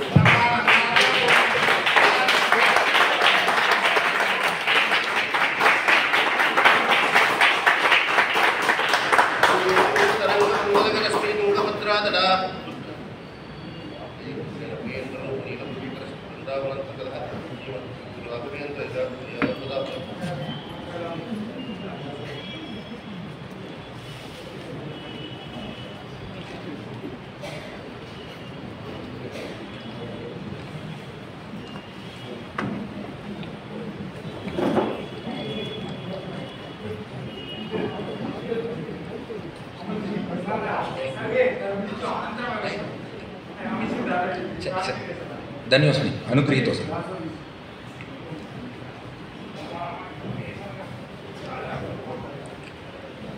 இந்த பத்மாவதி தன்னுடைய தோழிகளோடு தோட்டத்துல பூ பறிச்சு விளையாடிட்டு இருக்கா. பார்த்தா நாரத முனிவர் என்ன பண்ணார், ஒரு முதியவர் வேஷத்துல அங்க வந்தாராம். இவெல்லாம் பார்த்தா, யார் பாது தாத்தா, இந்த இடத்துல உங்களுக்கு என்ன வேலை அப்படின்னு கேட்டா. அந்த முதியவர் சொன்னார், நாரதர் முதியவர் வேஷத்துல, நான் உங்க குலகுருமா, நான் ஜோதிட கடையில் வல்லவன், அதனால இந்த இளவரசி இருக்காளே இவளுக்கு எப்படிப்பட்ட கணவன் அமைய போகிறான்னு ஜோசியம் சொல்றதுக்காக வந்தேன்னா. இவா சொன்னா, சரியா போச்சு போ, வயசான உங்ககிட்ட ஜோசியம் பார்த்து என்ன பண்றது, பால ஜோசியம் விருத்த வைத்தியம்னு பழமொழி சொல்லுவா தெரியுமா? ஏன்னா பால ஜோசியம் விருத்த வைத்தியம். டாக்டர்கிட்ட வைத்தியம் பார்க்கணும்னா எங்களை மாதிரி இளைஞர்கள்ட்ட போகக்கூடாதான், விருத்த வைத்தியம் வயசான டாக்டர்கிட்ட தான் போகணுமா. ஏன்னா அவருக்கு தான் நிறைய எக்ஸ்பீரியன்ஸ் இருக்கும், அவர் கரெக்டாக டயக்னோஸ் பண்ணி வைத்தியம் பண்ணிவிடுவார். சின்னவன்ட்ட போனால் ஒழுங்காக பண்ண மாட்டான். ஆனால் ஜோசியம் பால ஜோசியம் இளைஞன்ட்ட பார்த்தணுமா. ஏன்னா வயசான ஜோசியர்னா அவருக்கு நேக்கு போக்கெல்லாம் தெரிஞ்சுட்டு ஆளுக்கு ஏற்ற மாதிரி ஜோசியம் சொல்லிடுவாராம். ஆனால் இளமையான ஆள்னா அவங்களுக்கு சூதுவாது தெரியாது, சொல்லணும். ஆனா இளைஞனாக இருந்தான்னா அவனுக்கு சூதுவாதி தெரியாது, ஜோசியத்தை உள்ளதை உள்ளபடி சொல்லிடுவான். அதனால ஜோசியம்ங்கிறது வயசானவன்ட்ட பார்க்கக்கூடாது. இவ்வளவு வயசா இருக்கு, நீங்க வந்து ஜோசியம் சொல்றேன்னு சொல்றீங்களே, இது எப்படி பொருத்தமா இருக்கும்னு இவன் கேட்டாலாம். அதுக்கு அவர் சொன்னார், இப்போ பாருங்க, நான் உங்க குலகுரு, எக்ஸ்பீரியன்ஸுங்கிறது என்னன்னு புரிஞ்சுக்கோங்க, நான் எவ்வளவு அனுபவம் மிக்கவன் தெரியுமா, என்னுடைய அனுபவத்தை வைத்துக்கொண்டு சொல்கிறேன். இந்த பத்மாவதி இளவரசி இருக்காளே, இவ ரொம்ப பாக்கியவதி. ஏன்னா தன்யா பித்ருமுகி கன்யா, தன்யோ மாத்ருமுக சுதகான்னு சொல்லியிருக்கு. ஒரு பொண்ணு அப்பா ஜாடையில இருந்தான்னா ரொம்ப பாக்கியவத்தின்னு அர்த்தம், பையன் அம்மா ஜாடையில இருந்தான்னா ரொம்ப பாக்கியவான்னு அர்த்தம். இந்த பத்மாவதி இருக்காளே, அப்படியே அவ அப்பா ஆகாஷராஜனை உரிச்சு வச்சிருக்கா, அப்பா போலவே இருக்காளோ இல்லையோ, அதனால இந்த பொண்ணு ரொம்ப பாக்கியவதி. கொஞ்சம் கையை காட்டி ஜோசியம் சொல்றேன்னா சரிட்டு பத்மாவதி கையை நீட்டினா. சார் கொஞ்சம் சவுண்டு வைக்கலாமோ, சடனாக குறைஞ்சிடுச்சு. செக் செக் செக் செக் இல்லை எங்கேயோ ஒரு லாஸ்ட்டில் கேட்குறதா கிளியராக இருக்கா? Okay fine sir. இப்போ பத்மாவதி கையை நீட்டினா. சரி ஜோசியம் சொல்லுங்கன்னு சொல்லிட்டு பத்மாவதி கையை நீட்டினாள். பார்த்தார் அந்த முதியவராகிய நாரதர், ஜோசியர் வேஷத்துல வந்த நாரதர் சொல்றார், பதிர் பவதி தர்மஜ்ஞா திரிலோகேஷோ ரமாபதிஹி. உனக்கு கணவனா யார் வர போறான்னா அகிலாண்டங்கோடி பிரம்மாண்ட நாயகன், திருமகளாகிய மகாலட்சுமியின் கேள்வன், சாக்ஷாத் ஸ்ரீமன் நாராயணன் உனக்கு கணவனா வர போறான் அப்படின்னார் முதியவர். இவாளுக்கெல்லாம் அப்படியே ஷாக்கு, என்னது நாராயணன் கணவனா வருவானா? அந்த தோழிகள் கேட்டா எப்ப வருவார்னு கேட்டா, முதியவர் சொன்னார், அவர் வந்துட்டே இருக்கார், அடுத்து அண்ணலும் நோக்கினான் அவளும் நோக்கினாள், இவா ரெண்டு பேரும் பார்த்துக்கணும், இதுல வயசானவன் நான் இடையில இருந்து என்ன பண்ண போறேன், நான் புறப்படுறேன், அவர் வந்துட்டே இருக்கார்ட்டு முதியவர் போயிட்டார். உடனே தோழிகள்லாம் பார்த்தாலாம், என்னது உனக்கு மாப்பிள்ள வந்துட்டு இருக்காரா, அதுவும் நாராயணன் வந்துட்டு இருக்காரா, எங்க வந்துட்டு இருக்காருன்னு பார்ப்போம். அப்படியே பார்த்தா ஒரு யானையோட பிளிரல் ஓசை கேட்டுது. உடனே கிண்டல் பண்ணாலாம், ஏய் உன் கணவன் வர போறாருன்னு சொன்னார், யானையோட பிளிரல் கேட்கறது, யானையத்தான் கல்யாணம் பண்ணிக்க போறியான்னு சொல்லி தோழிகள்லாம் பத்மாவதியை கிண்டல் பண்ணா. ஆனா கிண்டல் பண்ணிட்டு இருக்கும் போதே பார்த்தா ஒரு மதம் கொண்ட யானை ஓடி வந்தது. கரீந்திர சங்கேன சமாகதோ ஹரிஹி துரங்கமாஸ்தாய வராங்கனானாம் ஸ்ரீகந்த லேபாருண சாருவக்ஷாக பாலார்கபா சோத சமீபமாயயோ. இப்போ பெரிய யானை ஒண்ணு மதம் கொண்ட யானையாக பிளிரிண்டு ஓடி வந்தது. பார்த்ததும் இந்த தோழிகள்லாம் பயந்துட்டா, எல்லாரும் மரத்து மேல ஏறி நின்னுட்டா. பத்மாவதியும் மரத்து மேல ஏறிட்டா, தோழிகளும் மரத்து மேல ஏறிட்டா, எல்லாரும் மரத்து மேல ஏறி நின்னுட்டு இருக்கா. யானை ஓடிடுத்து. ஆனா யானையை துரத்தி கொண்டு பின்னாடி ஒரு வெள்ளை குதிரை வருகிறது. அந்த வெள்ளை குதிரை மேலே பார்த்தால் ஒரு கருமை நிறம் கொண்ட இளைஞன், பரந்த மார்பு, தாமரை போன்ற திருக்கண்கள், இடுப்பிலே மஞ்சள் பட்டாடை, சிறுத்த இடை, காதிலே மகர குண்டலங்கள், ஒரு கையிலே தங்கவில், இன்னொரு கையிலே தங்க அம்புகள், கையிலே ரத்தனவளை, அத்தனையும் அணிந்து கொண்டு மைவண்ண நறுங்குஞ்சி குழல் பின் தாழ, மகரம் சேர்குழை இருபாடு இலங்கையாட, எய்வண்ண வெஞ்சிலையே துணையா இங்கே இருவராய் வந்தார் என் முன்னே நின்றார், கைவண்ணம் தாமரை வாய் கமலம் போலும் கண்ணினையும் அரவிந்தம் அடியும் அகுதே, அவ்வண்ணத்து அவர் நிலைமை கண்டும் தோழி அவரை நாம் தேவர் என்று அஞ்சினோமே, அந்தாமத் அன்பு செய்து என் ஆவிசேயர் அம்மானுக்கு அந்தாம வான் முடி சங்கு ஆழிநூல் ஆரமுட, செந்தாமரை தடங்கண் செங்கனிவாய் செங்கமலம் செந்தாமரை அடிகள் செம்பொன் திருவுடம்பே, திருவுடம்பு வான் சுடர் செந்தாமரை கண் கை கமலம், திருவிடமே மார்வம் அயனிடமே கொப்புள், ஒருவிடமும் எந்தை பெருமார்க்கு அரணேயோ, ஒருவிடம் ஒன்றின்றி என்னுள் கலந்தானுக்கு என்னுள் கலந்தவன் செங்கனிவாய் செங்கமலம், மின்னும் சுடர்மலைக்கு கண் பாதம் கை கமலம், மண்ணு முழு ஏழு உலகும் வயிற்றினுள, தன்னுள் கலவாதது எப்பொருளும் தான் இலகே, எப்பொருளும் தானாய் மரகத குன்றமொக்கும் அப்பொழுதை தாமரை பூ கண் பாதம் கை கமலம், எப்பொழுதும் நாள் திங்கள் ஆண்டு ஊழி ஊழிதோறும் அப்பொழுதைக்கு அப்பொழுது என் ஆறாவ முதமே என்னும்படியாக குதிரைலோகம் வரான். அப்படியே பார்த்தா பத்மாவதி ஆறாவ குதிரையில இவ்வளவு அழகா ஒருத்தர் வராரு, யானையை துரத்திட்டு உள்ள வந்துட்டார். இப்ப பத்மாவதி அதுக்குள்ள தோழிகள் எல்லாம் கூப்பிட்டா, ஏ மரத்துல எல்லாரும் நின்று இருக்கா, என்னடி இது நம்ம தோட்டத்துக்குள்ள யாரோ ஒரு இளைஞன் ஒருத்தன் வரான், யாருன்னு போய் விசாரிங்கோன்னா. இந்த தோழிகள்லாம் மெல்ல மரத்திலேருந்து இறங்கி இவர் குதிரையை தடுத்து நிறுத்தி, வாங்கோ என்ன விஷயம், நீங்க யாரு அப்படி இப்படின்னு விசாரிச்சா. அவர் சொன்னார், தேடி வந்தேனே யானையை, ஓடி வந்ததால் இங்கு தானே நானே, காணொலாவும் பூங்காவனமதில் தேனொலாவும் யானையை நானே தேடி வந்தேன் எல்லாம் சொன்னார். அவ சொன்னா, இல்ல நீங்க யாரு என்னன்னு சொல்லணும்னா. உடனே வந்தவர் யாரு, ஸ்ரீனிவாசன். ஸ்ரீனிவாசன் சொன்னார், நீங்களாவா கேட்கிறேன், உங்க இளவரசி தானே கேட்க சொன்னா, அது என்ன உங்க மூலமா கேட்க சொல்றது, நான் இளவரசிட்டியே நேரா பேசிக்கிறேன். இவர் நேரா பத்மாவதி இருக்கிற மரத்தடிக்கு வந்தார். பத்மாவதி மரத்திலேருந்து இறங்கினா. நான் யாருன்னு தெரிஞ்சுக்கணும், அவ்வளோதானே. அதுக்கு எதுக்கு தோழிகளை அனுப்பி கேட்குற? நான் சொல்கிறேன். ஜனகோ வசுதேவஸ்து தேவகி ஜனகி மமா. எங்கள் அப்பா பேர் வசுதேவர். இவர் பாருங்க ஸ்ரீனிவாசன் சொல்லிக்கல, இவர் கிருஷ்ணாவதார கதையை சொல்லிட்டார். எங்கள் அப்பா பேர் வசுதேவர், எங்கள் அம்மா பேர் தேவகி. அக்ரஜ ஸ்வேதகேஷஸ்து சுபத்ரா பகினி மம. எங்கள் அண்ணனுக்கு பலராமன்னு பேர், என் தங்கைக்கு சுபத்ரான்னு பேர். பார்த்தோபிமே சகாதேவி பாண்டவா மம பாந்தவாகா. அர்ஜுனன் எனக்கு நண்பன், பாண்டவர்கள் எனக்கு உறவுக்காரா. வர்ணதோ நாமதாபி கிருஷ்ணம் பிராகுர் மணிஷினஹா. எனக்கு கலரும் கிருஷ்ணன் தான், பேரும் கிருஷ்ணன் தான். கிருஷ்ணன்னா கருப்புன்னு அர்த்தம். என் கலர் நிறமும் கிருஷ்ணன், பேரும் கிருஷ்ணன். என் பேர் கிருஷ்ணன், சன் ஆஃப் வசுதேவா தேவகி, அண்ணன் பலராமன், தங்கை சுபத்ரா, நண்பன் அர்ஜுனன், உறவுக்காரா பாண்டவா. நீ யாருன்னு கேட்டார். அவ பத்மாவதி பதில் சொல்றா, ஆகாஷராஜ தனயாம் நிஷாதாதிப வித்திமாம் நாம்னா பத்மாவதீம் கிருஷ்ண குலம் சீதகரஸ்ய அத்ரிகோத்திரம் கிராதேந்திர சீக்கிரம் கச்சேதி சாப்ரவீத். நான் ஆகாஷராஜனுடைய மகள், எனக்கு பத்மாவதின்னு பேரு, நான் அத்ரிகோத்திரத்தில் பிறந்தவள். நீ கேள்வி கேட்ட வரைக்கும் போறோம், முதல்ல கிளம்புன்னா. ஸ்ரீனிவாசன் பார்த்தார், இப்படியெல்லாம் விரட்டலாமா? உங்களிடம் ஆசையாக 4 வார்த்தை பேசலாம்னு வந்தேன். நீங்கள் என்னை அமர்த்தி ஏதாவது விருந்து ஏதாவது அளிப்பீர்கள் என்று பார்த்தா ஒன்றும் விருந்தும் இல்லை, சாப்பாடும் போடலை. நான் குதிரை மேலே எவ்வளோ களைச்சு போய் ஒரு யானையை துரத்தின்னு வந்திருக்கேன். அப்படி இருக்கும்போது நீங்கள் அப்படியே அனுப்பலாமா? ஏதாவது உணவு அளித்து விட்டு அனுப்பினால் நல்லா இருக்கும். பத்மாவதி பார்த்தா, உங்ககிட்ட பேசினதே ஜாஸ்தி, கிளம்புன்னா. ஸ்ரீனிவாசன் சொன்னார், பரவாயில்ல, பார்த்தால் பசி தீரும், நீங்கள் பார்த்தாலே போரும், உங்கள் பார்வையே என் பசியை எல்லாம் தீர்த்து விட்டது அப்படின்னார். உடனே பார்த்தா, துபார் நீ ஏதோ வில்லங்கம் பண்ண வந்த மாதிரி இருக்கு, ஆரம்பத்திலேருந்து இடக்கு மடக்காவே ஏதோ பேசுற, இந்த தோட்டத்துக்கு ஏன் வந்தாயின்னு கேட்டார். அவர் தூரத்திலேருந்து மெல்ல சொன்னாராம், யானையை தேடி வந்தேன்னார். கிட்டக்கவா, என்ன சொல்ற? யானையை தேடி வந்தேன். சரியா விழல, கிட்டக்க வந்து சொல்லுன்னா. நல்லா பத்மாவதி காது கிட்ட வந்தாராம். கயலோ நும கண்கள் என்று களிறு வினவி நிற்றீர், அயலோர் அரியிலும் ஈதென்ன வார்த்தை. தூரக்கேந்து கேட்கும் போது இந்த பக்கம் யானை வந்துதான் கேட்டவர் பத்மாவதி கிட்டக்க காதோரமா வந்து, உன் முகத்தில் இருப்பது மீன்களா கண்களான்னு தெரிஞ்சு போறதுக்காக வந்தேம்மா. பத்மாவதி பார்த்தா, என்னது மீனா கண்ணான்னு தெரிஞ்சுன்னு போக வந்தியா? ஏய், இவரை அடிச்சு துரத்து கொண்டான். உடனே பத்மாவதியின் தோழிகள் எல்லாரும் கல்லால ஸ்ரீனிவாசனை அடிச்சு, அவளை ஸ்தல புராணம் சொல்றது. அவர் கிடுகிடுன்னு குதிரையில ஏறார், குதிரைக்கும் கல்லடி, ஸ்ரீனிவாசனுக்கும் கல்லடி, கல்லால அடிக்கிறா. ஏற்கனவே சொல்லடி வேற வாங்கிட்டார், சொல்லடி கல்லடி ரெண்டும் வாங்கி கொண்டு ஆரூட சோபான கணோகிரேர் விபுகு விடம்பயன் லோகம் அவாபசையாம் பிராப்யாப்திம் ஆனந்த யுதோபி மாதவஹா யதாயுகாந்தே வடபத்ரசாயி. குதிரை மேல ஏறி திருமலையை நோக்கி ஓடுறார். இது நாராயணபுரத்தில் உள்ள தோட்டம். அங்கிருந்து குதிரையில ஓடுறார். வழியில அடி வாங்கின களைப்புல குதிரை மயங்கி விழுந்துருத்தான். மிச்ச தூரத்துக்கு பெருமாளே நடந்தே திருமலையில ஓடி மெதுவா தன்னுடைய இருப்பிடம் ஆனந்த நிலைய விமானத்துக்கு கீழே போய் அங்கே களைச்சு போய் சயனிச்சுட்டான். இதை வகுள மாளிகை கவனிச்சா.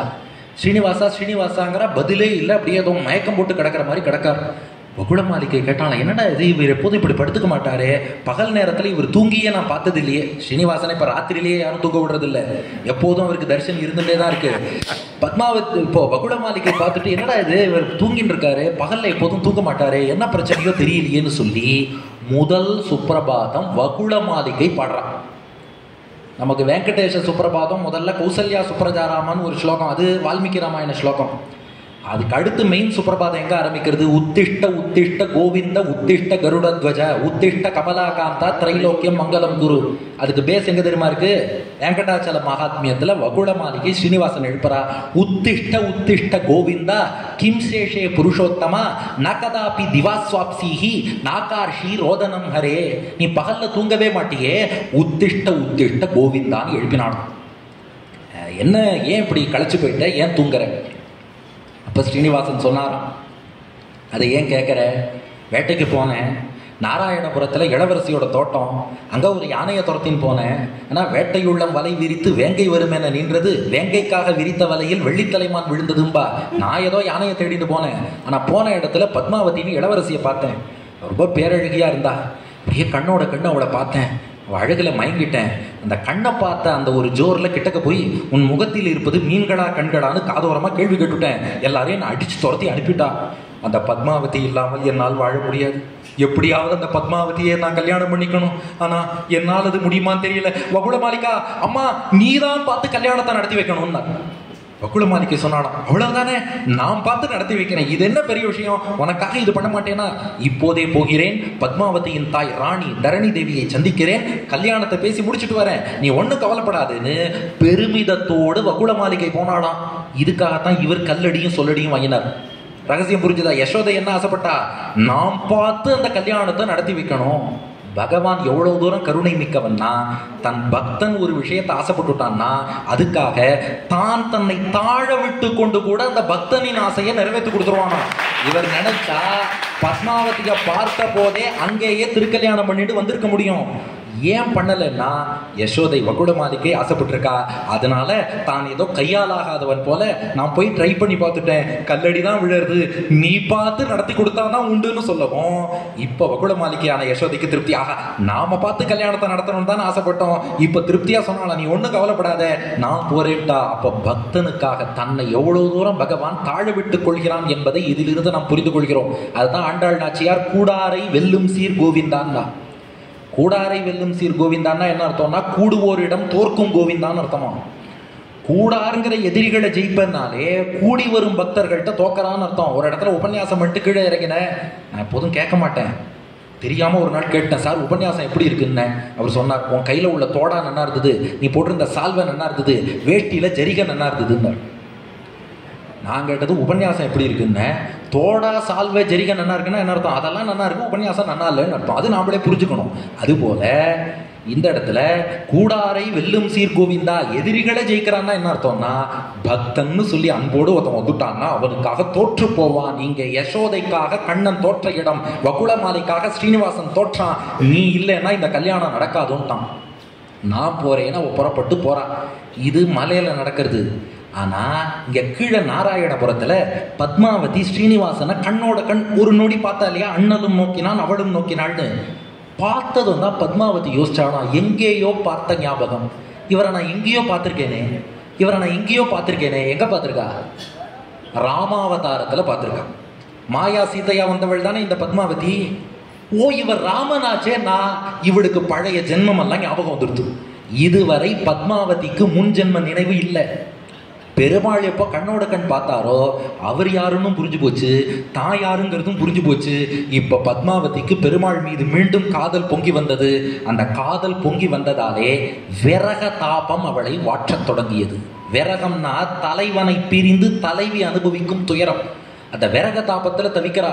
மண்ணை இருந்து துழாவி வாமனன் மண்ணிது என்னும், விண்ணை தொழுது அவன் மேவு வைகுந்தம் என்று கை காட்டும், கண்ணையும் நீர்மல்க நின்று கடல் வண்ணன் என்னும், அன்றே என் பெண்ணை பெருமையல் செய்தார்க்கு என் செய்கேன் பெய்வளையீரே. வாயும் திரையுகளும் காணல் மடனாராய் ஆயும் அமருலகும் துஞ்சிலும் நீ துஞ்சாயால், நோயும் பயலமையும் மீதூர எம்மே போல் நீயும் திருமாலால் நெஞ்சம் கோட்பட்டாயே. அப்படியே பகவானை பிரிந்த அந்த வேதனை உடம்பெல்லாம் துடிக்கிறது, குரல் தழுதழுக்கிறது, கண்கள்லேருந்து கண்ணீர் வருது, அவ்வப்போது மெய் சிலிர்க்கிறது, அப்பப்போ மயங்கி விழறா. பட்டப்பகல் நேரம் கண்டு தூங்குறாளையா, அந்த பட்டவுடன் எண்ணி எண்ணி ஏங்குறாளையா, கொட்டு முழக்கோடு தாலி கேட்கிறாளையா, சிட்டுக்குருவிகள் கொஞ்சுவதை பார்க்கிறாளையா, வெள்ளித்தட்டில் சோறெடுத்து வைக்கிறாளையா, சோற்றை விட்டு விட்டு தரையில் கை வைக்கிறாளையா, துள்ளி வந்த பெண்ணை இப்ப தயங்குறாளையா, ஒரு துணை பார்த்து மாப்பிள்ளைன்னு மயங்குறாளையா. இவளுக்கு இப்படிப்பட்ட மாறுதல்லாம் ஏற்பட்டது. இதா அவ அம்மா தரணி தேவி பார்த்தாளாம். என்னடா இது, பொண்ணு நேத்து வரைக்கும் நன்னா தானே இருந்தா, இன்னைக்கு ஏதோ பித்து பிடித்தாப்புல இருக்காளே, பொண்ணுக்கு என்னாச்சோ ஏதாச்சும், இது பிசாசு பிடிச்சதா, பேய் பிடிச்சதா, மனநோயா உடல் நோயா? தரணி தேவி யோசிக்கிறா. யோசிச்சுட்டு என்ன பண்ணாலாம், என் பொண்ணுக்கு என்ன வியாதின்னு தெரியல, ஆனால் குணமாகணும், அதனால கவர்மெண்ட் அஃபீஷியல்ஸ் எல்லாருக்கும் ஒரு நாள் ஓடி கொடுத்துட்டாலும் ஆன் டியூட்டி. என்ன பண்ணணும்னா, திருப்பதி மலை அடிவாரத்தில் அகஸ்தீஸ்வரர் கோவில்னு கோவில் இருக்கு. இன்றைக்கு அரசு ஊழியர்கள் எல்லோரும் அகஸ்தீஸ்வரர் கோவிலில் போய் பத்மாவதி பேரில் அர்ச்சனை பண்ணணும். இவளுக்கு இந்த வியாதி சீக்கிரம் குணமாகணும், போய் அர்ச்சனை பண்ணுங்கன்னு அனுப்பினான்.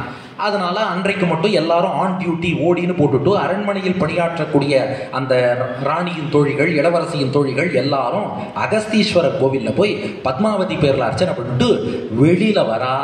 கரெக்டாக வகுளமாலிகை இறங்கி வந்தாலும். இதுதான் ஸ்ரீனிவாச லீலை. யோசிச்சு பாருங்க, வகுளமாலிகை ஒரு சாதாரண பெண். என்னமோ பந்தாவா நான் ராணிகிட்ட போய் பொண்ணு கேட்குறேன்ட்டா, இவளால் போய் ராணியை சந்திக்க முடியுமா? ராணியை பார்க்கறது அவ்வளோ ஈஸியா? ஆனால் இப்போ பாருங்க பகவானுடைய லீலை. வகுள மாளிகை மலையிலேருந்து இறங்கி வந்தா, கரெக்டாக மலை அடிவாரம் அகஸ்தீஸ்வரர் சன்னதி வாசல் பார்த்தா அந்த அரண்மனை ஊழியர்களும் வெளியில வரா. வகுள மாளிகை அந்த இடத்துக்கு வரா. இவாள்லாம் சந்திச்சுண்டா. அப்போ வகுள மாளிகை நீங்கள் யாருன்னு கேட்டா, நாங்கள்லாம் அரண்மனை ஊழியர்கள். எங்கள் இளவரசி பத்மாவதியை யாரோ ஒரு வேடன் கண்ணோட கண் பார்த்துட்டான். அந்த வேடனை பார்த்ததுலேருந்து பத்மாவதி பித்து பிடிச்ச மாதிரி இருக்கா. அதனால தான் அவளுக்கு ஒரு அர்ச்சனை பண்ணிட்டு போக வந்தோம். வகுள மாளிகை சொன்னாலாம், அந்த வேடன் யாரோ கிடையாது, சாக்ஷாத் ஸ்ரீமன் நாராயணன். அவர் தான் ஸ்ரீனிவாசனா வந்திருக்கார். என்னுடைய மகன் தான் அவர். அவருக்கு உங்க இளவரசிய பொண்ணு கேட்கத்தான் நான் வந்திருக்கேன்னா உடனே அந்த தோழிகள் அரசு ஊழியர்கள்லாம் பார்த்தா சந்தோஷமா போச்சு. ஏன்னா எப்படியும் இவளுக்கு காதல் நோய் ஏற்பட்டிருக்குன்னா கல்யாணம் பண்ணி வச்சாதான் சரியாகும். வாங்கோ ராணிட்ட பொண்ணு கேட்கலான்னு அரசு ஊழியர்களே வகுள மாளிகையை அங்கே அழைத்து சென்று விட்டார்கள். இது ஸ்ரீனிவாசன் பண்ண ஏற்பாடு. நினைச்சு பாருங்க, நாம என்ன நினைச்சுட்டு இருக்கோம்? நாமளா எல்லாம் பண்ணி சாதிச்சிட்டோம்னு நினைச்சிட்டு இருக்கோம். பகவான் என்ன பண்ணுவான்? நீ போய் பண்ணுடான்னு சொல்றாப்புல சொல்லிட்டு பின்னாடி எல்லாம் ஒன்று சேர்ந்து வரும்படி அவன் தான் அனுகிரகம் பண்றான். நம்ம கண்ணுக்கு தெரியலங்கிறதுனால நாம் அதை புரிஞ்சுக்கிறது இல்லை.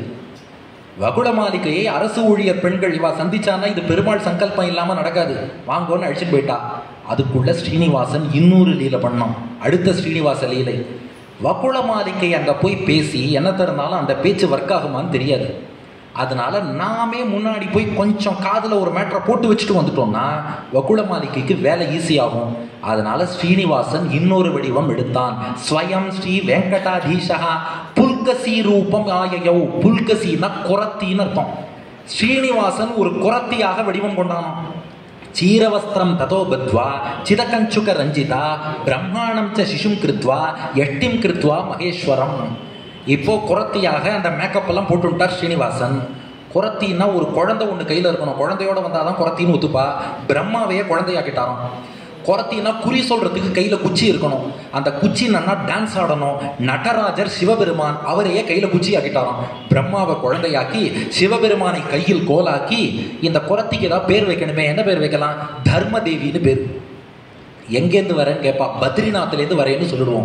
என் பெயர் தர்மதேவி, நான் பத்ரிநாத்லேருந்து வரேன், நான் குறி சொல்ல வருகிறேன்னு சொல்லி ஸ்ரீனிவாசனே குரத்தி வடிவில் இந்த ஸ்ரீனிவாச குரத்தி நாராயணபுரத்தில் அரண்மனை வீதியில் பாட்டு பாடிட்டே வராளாம். கொங்கும் குடந்தையும் கோட்டியூரும் பேரும் எங்கும் திரிந்து இன்றே மிழ்வேனை யாரிங்கு அழைத்தது கண்டியூர் அரங்கம் மெய்யம் கச்சி பேர் மல்லை என்று மண்டியே திருவேனை யாரிங்கு அழைத்தது விண்ணகரம் வெகா விரிதிரநீர் வெங்கடம் மண்ணகரம் மாமாட வேளுக்கை மண்ணகத்த தென்குடந்தை தேனார் திருவரங்கம் தென்கோட்டி தன்குடங்கை நீரேற்றானை தேடி திருவேனை யாரிங்கு அழைத்தது நாகத்தனை குடந்தை வெகா திரியவுள் நாகத்தனை அரங்கம் பேரன்பில் நாகத்தனை பார்க்கடல் எங்கும் தேடி திருவேனை யாரிங்கு அழைத்தது வேங்கடமும் விண்ணகரும் வெகாவும் அகாத பூங்கிடங்கில் நீழ்கோவல் பொன்னகரும் தேடியே திருவேனை யாரிங்கு அழைத்தது. பாட்டு பாடிட்டே வந்தா தரணி தேவியோ எத்த தின்னா பித்தந்தெளியும் காத்துன்னு இருக்கா.